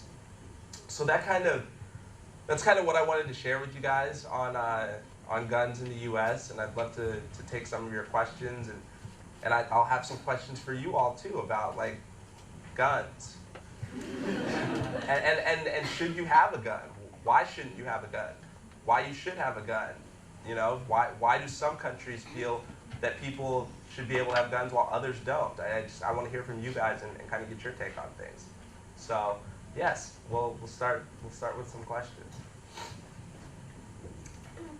I have two questions. The first one is that is that really clear distinction between Republicans and Democrats in America? That Democrats all support like anti-gun control, and Republicans they all anti. And is that anyone they have the different feeling from the party?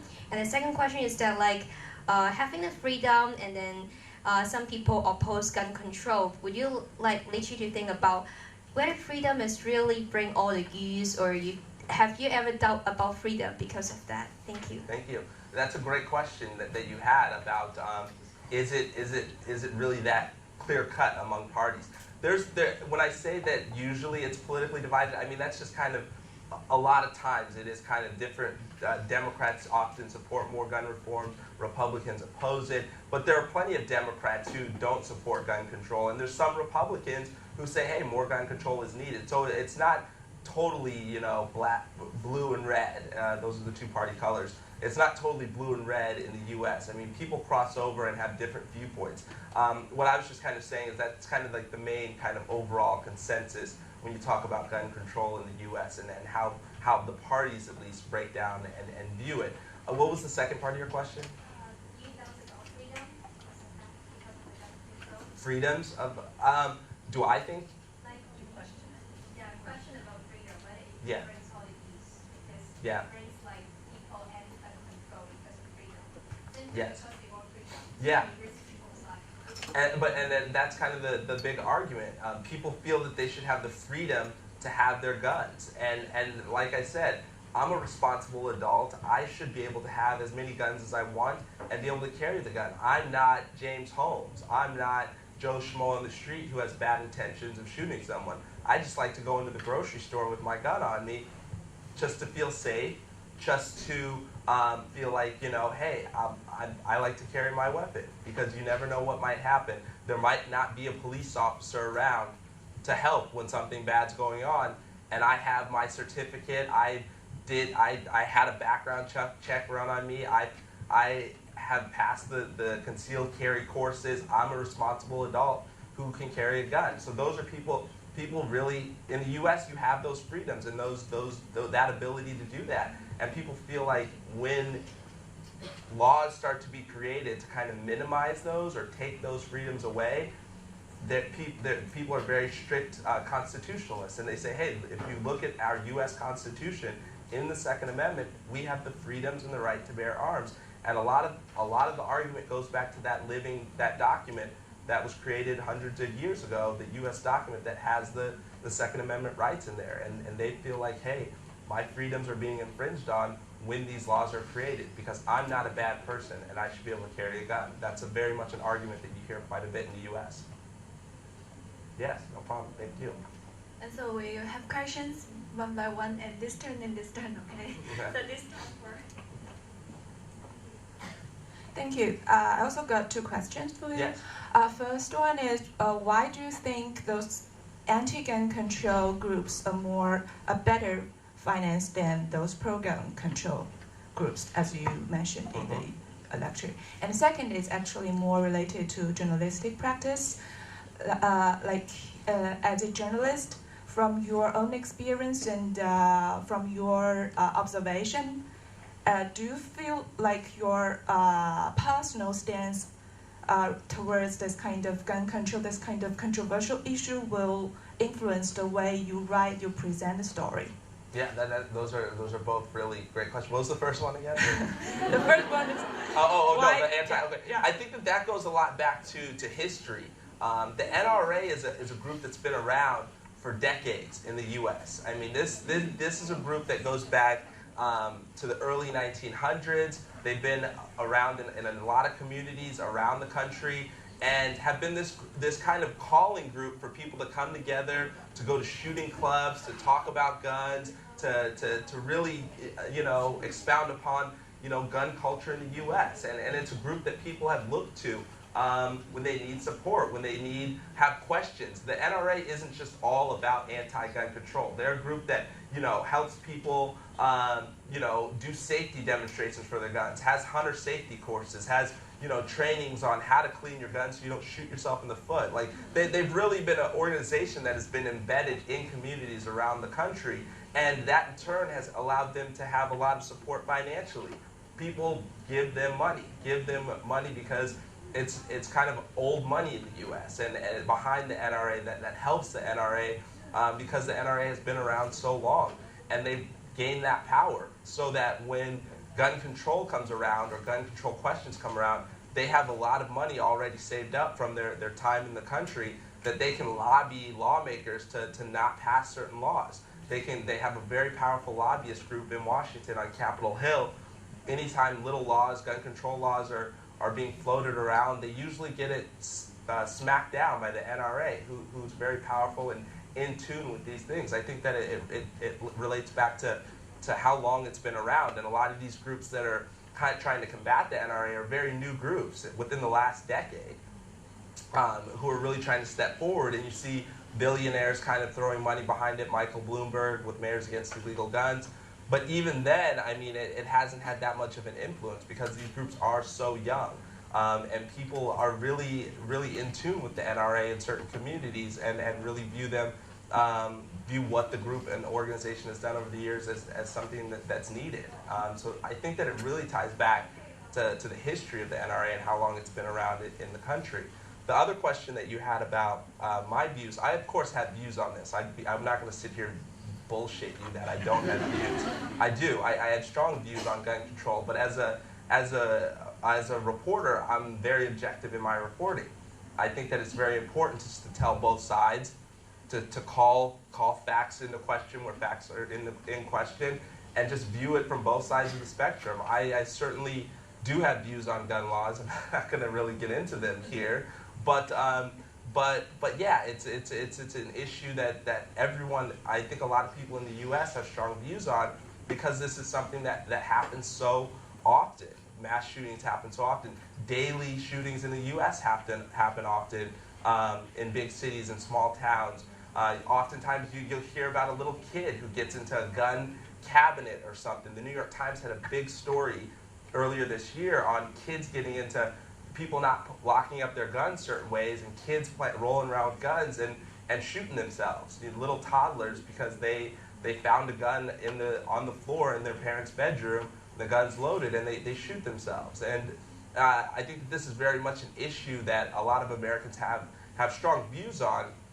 But as a reporter, I really try and tell it, down the middle because it is such a passionate issue. And you kind of hear both sides of the debate, and both sides have pretty strong arguments that can be pretty compelling and pretty convincing. Yeah, thank you.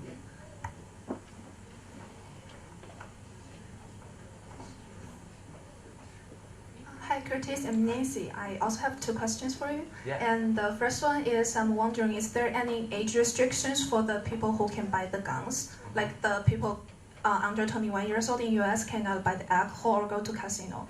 Is there any age restrictions?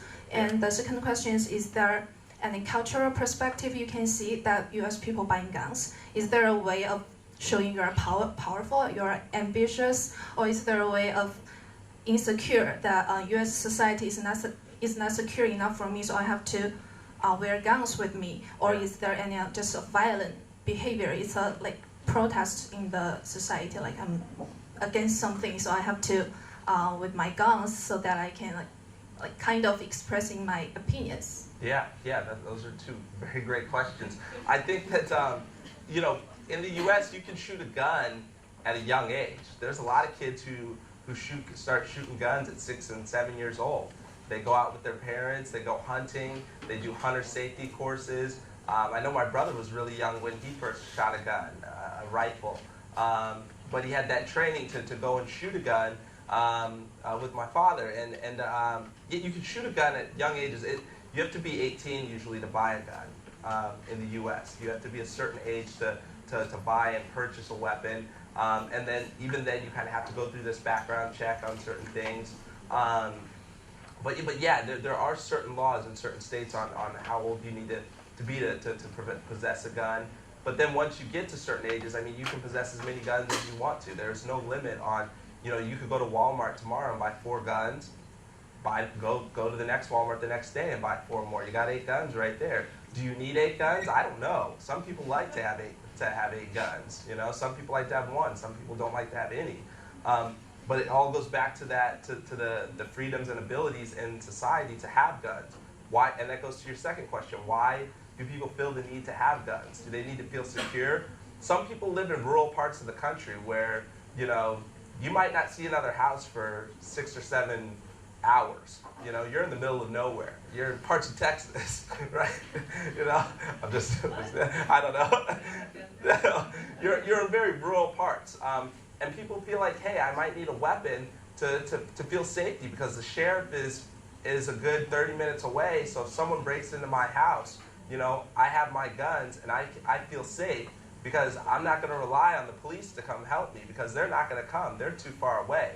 And then other people might say, who live in city areas, I don't need a gun. I mean, I'm in a safe society. I'm in a society where there's police who have weapons, who can protect us and help us. But even people in cities feel like, hey, I might feel safe to have a gun. And these aren't people who are sleeping with pistols under their beds or under their pillows. I mean, it might just be in a locked closet.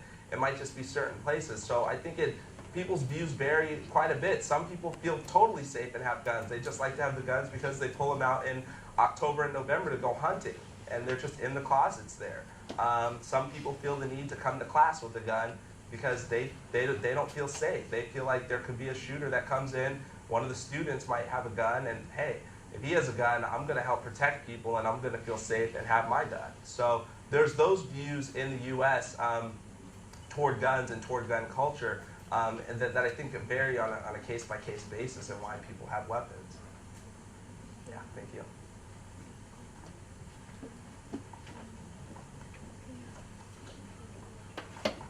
All right, thank you. What you have mentioned mostly is concerned with political aspect, like they're competing in political aspect. But I want to know something about public education thrown by these two sides. Say if I'm a member of an SA, I would do some public education like advertisement to tell people that you should make good use of the gun. Yeah. In this way, I establish my reputation and I will gain more support from the public. Yeah. Is that true? And how much they invest in those public education?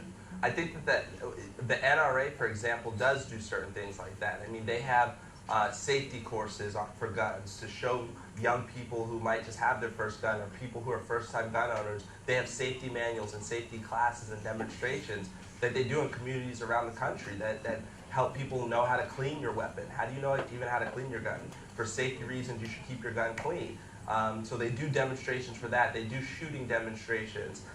So that's one of also the arguments behind the NRA. They say, like, we're not just a group that goes and touts certain candidates or boosts certain candidates up because they don't support gun control or do support gun control. They also, say, hey, we're trying to prevent gun violence by showing people how to handle their weapons correctly. And that's one of the big arguments that the NRA says that they do, which they do. I mean, to give them credit, they absolutely do hunter safety demonstrations and safety demonstrations for the community. And a lot of arguments about guns in the U.S. Stem back to being at home. How do people view their guns at home? I think that if you grow up around guns and you respect guns, and I mean, you have parents who teach you how to use a gun and how to respect a gun, you'll probably respect the gun and be safe about it. But there's people who don't have that and who might just find a gun on the street or have someone give them a gun or have malicious views toward using a gun that shouldn't have weapons. And I mean, there's very small percentages of people who are crazy, who act crazy with guns in the U.S. I mean, there are small percentages. I mean, it's not everyone is going to be a shooter or anything in the U.S. I mean, there's a lot of responsible individuals who carry weapons and who possess weapons. But to answer your question, they do a lot of safety demonstrations and there are demonstrations. But I think a lot of it goes back to being at home and if you're raised around guns, if people are raised around guns, how are their parents teaching them? What parenting is going on? That's helping young people know how to use a gun or anything like that as they get older.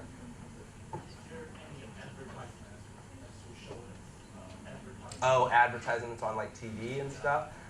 You don't see that often, no. I mean, if you have ties with the NRA, if you look to get involved in the NRA, that's where it more comes about, but they're not really advertising these sorts of things. I mean, it's kind of one of those things where you go to them to look for that information and then it's there at your fingertips, essentially.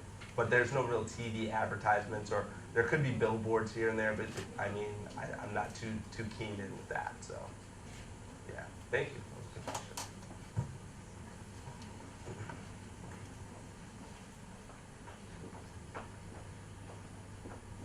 Hi, I'm MD. I have two questions also. Yeah, no the problem. first one is you just mentioned there were only small percentage of people who are crazy about guns, but who are crazy with guns. With guns, I'm sorry. Yeah. But we all know that President Lincoln, President President John Kennedy was dead because of gun. Yeah. So, and also we know that both President Clinton, Ronald Reagan, was facing the shooting issues in White House too.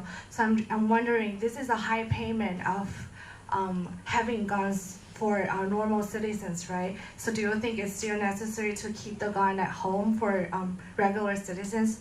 My second question is for just my personal opinion that you can drink alcohol after 21, but you can't have a gun at 18. I'm just wondering about that. Yeah, yeah. So, yep. No, absolutely.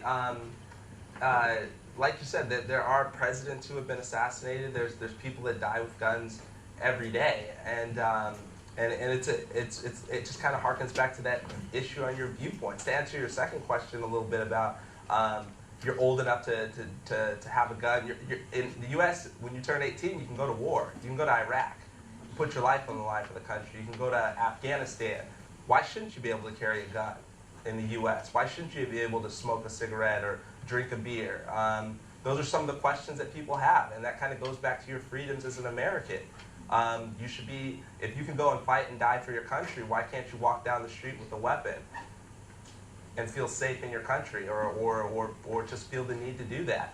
I think that a lot of that goes back to the Second Amendment and people viewing their constitutional rights as Americans.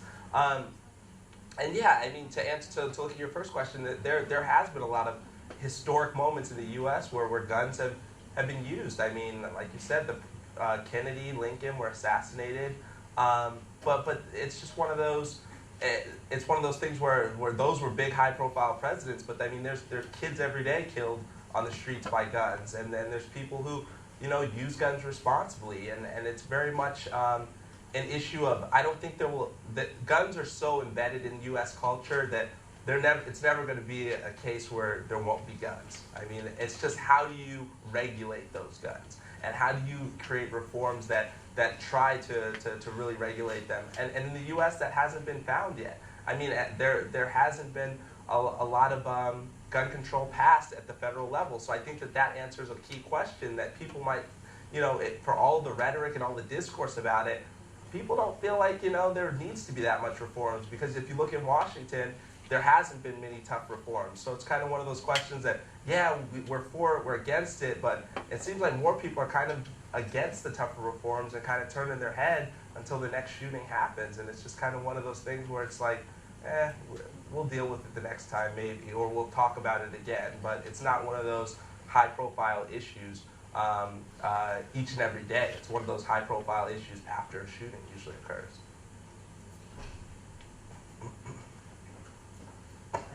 Just on the constitutional discussion, I mean, the Second Amendment, I think, is bear arms, the right to bear arms and raise a militia. Do you think that the situation now is an abuse of that? Do you think does the Second Amendment legitimize the current situation in America, or do you think the people that use that as an argument are actually, that was not the intention when that was drawn up at the start? I think that it goes back to looking at the Constitution as this living and breathing document. A lot of people look at the Constitution hundreds of years ago. I mean, it was created, and at that time, it gave people the right to bear arms. And we live in a different society now. When that document was created, you had little muskets and guns that shoot one little bullet and it's over, and everyone could have one of those. But now we live in this day and age where there's high-powered assault-style military rifles that are created. Should everyone be able to have those? And I think it's all about how you interpret that Constitution. Is the Constitution this living and breathing document that evolves over time, or should it be interpreted the way it was in the 1700s when it was created? How do you view it? I'm making sure I know my American history because we're on camera. But yeah, how do you view that document to this day? And I think that there's certain viewpoints that a lot of people who are against stricter gun control view the document as it was back then when it was created. That freedom, that Second Amendment right to bear arms. And it is certainly, I think it is to a certain extent, that argument might be abused quite a bit, and people are really exploiting that constitutional right. But and that's why a lot of people view the Constitution as this document that should evolve with time to the current society that we live in, and should be altered, and there should be certain things that are tweaked to it to address how we live in society right now. So I think it's very much a constitutional question and how you view the Constitution in the U.S. because some people do view it as this living, breathing document that should evolve. Others are very strict constitutionalists who view it as it should be addressed the way it was when it was created hundreds of years ago.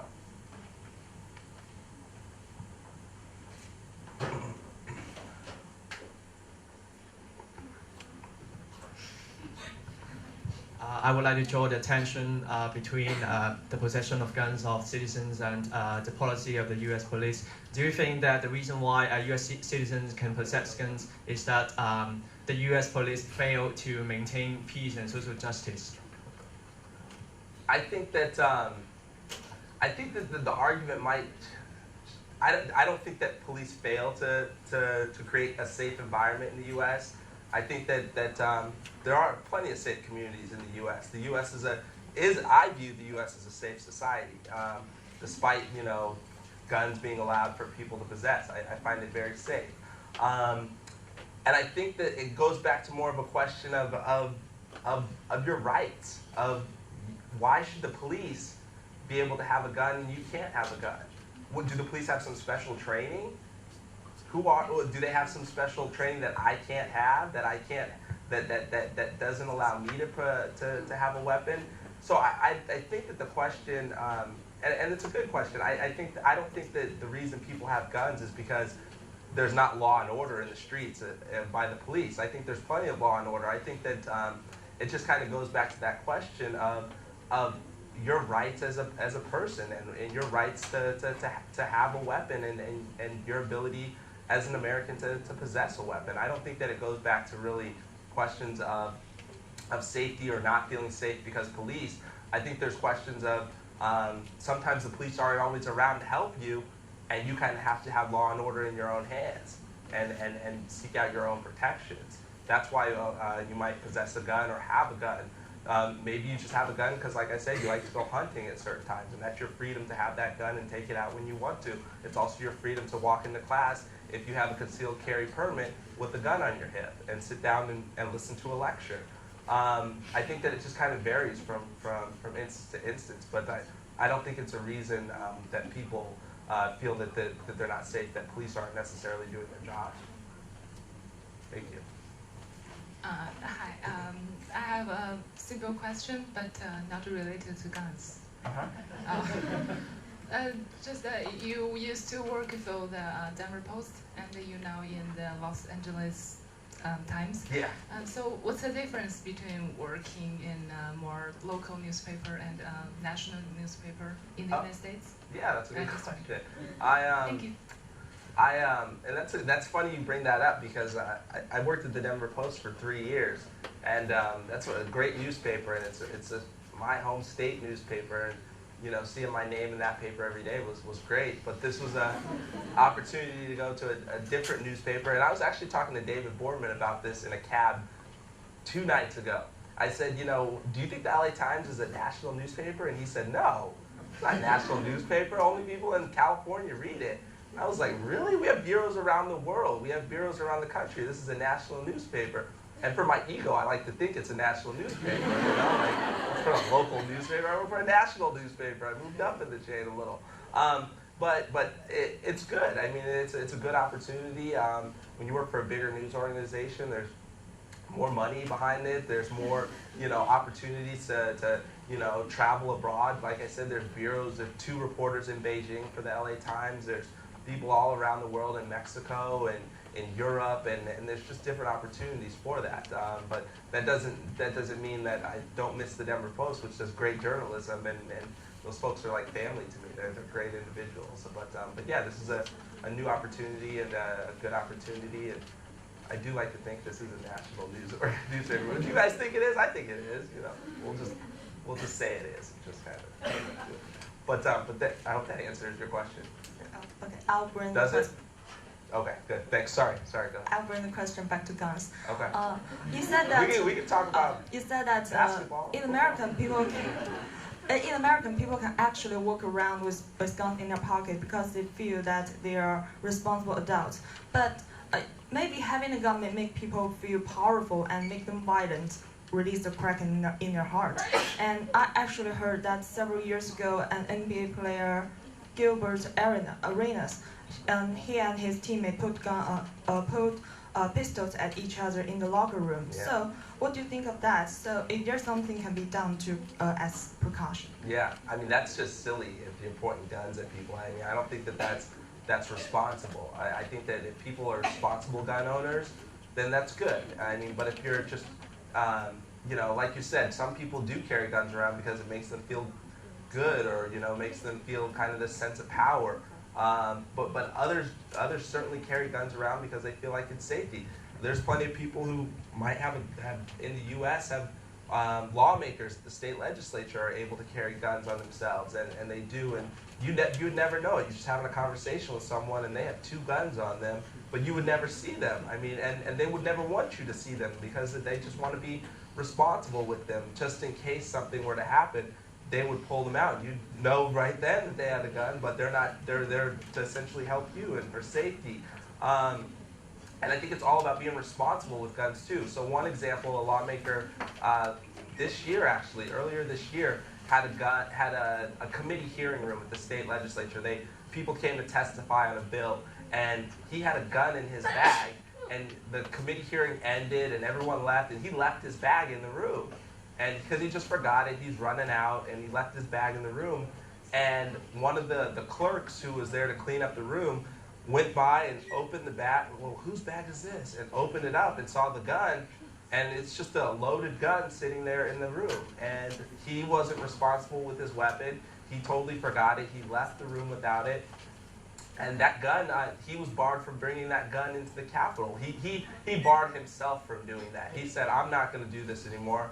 You know, I wasn't responsible with it. I'm not going to take this gun into the Capitol anymore. So I think that it's very much, you know, one of those things where some people do very much feel like, you know, tough with the gun. Others just feel like they're being safe with it, and it's needed because, you know, they have a gun, police have guns, you know, they should be able to have a gun as well.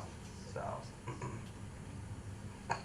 and I think that in U.S. society, I think that police officers even, there's questions from police officers saying, you know, should all these people have guns? I mean, they don't necessarily sometimes feel safest with individuals who have weapons as well. So.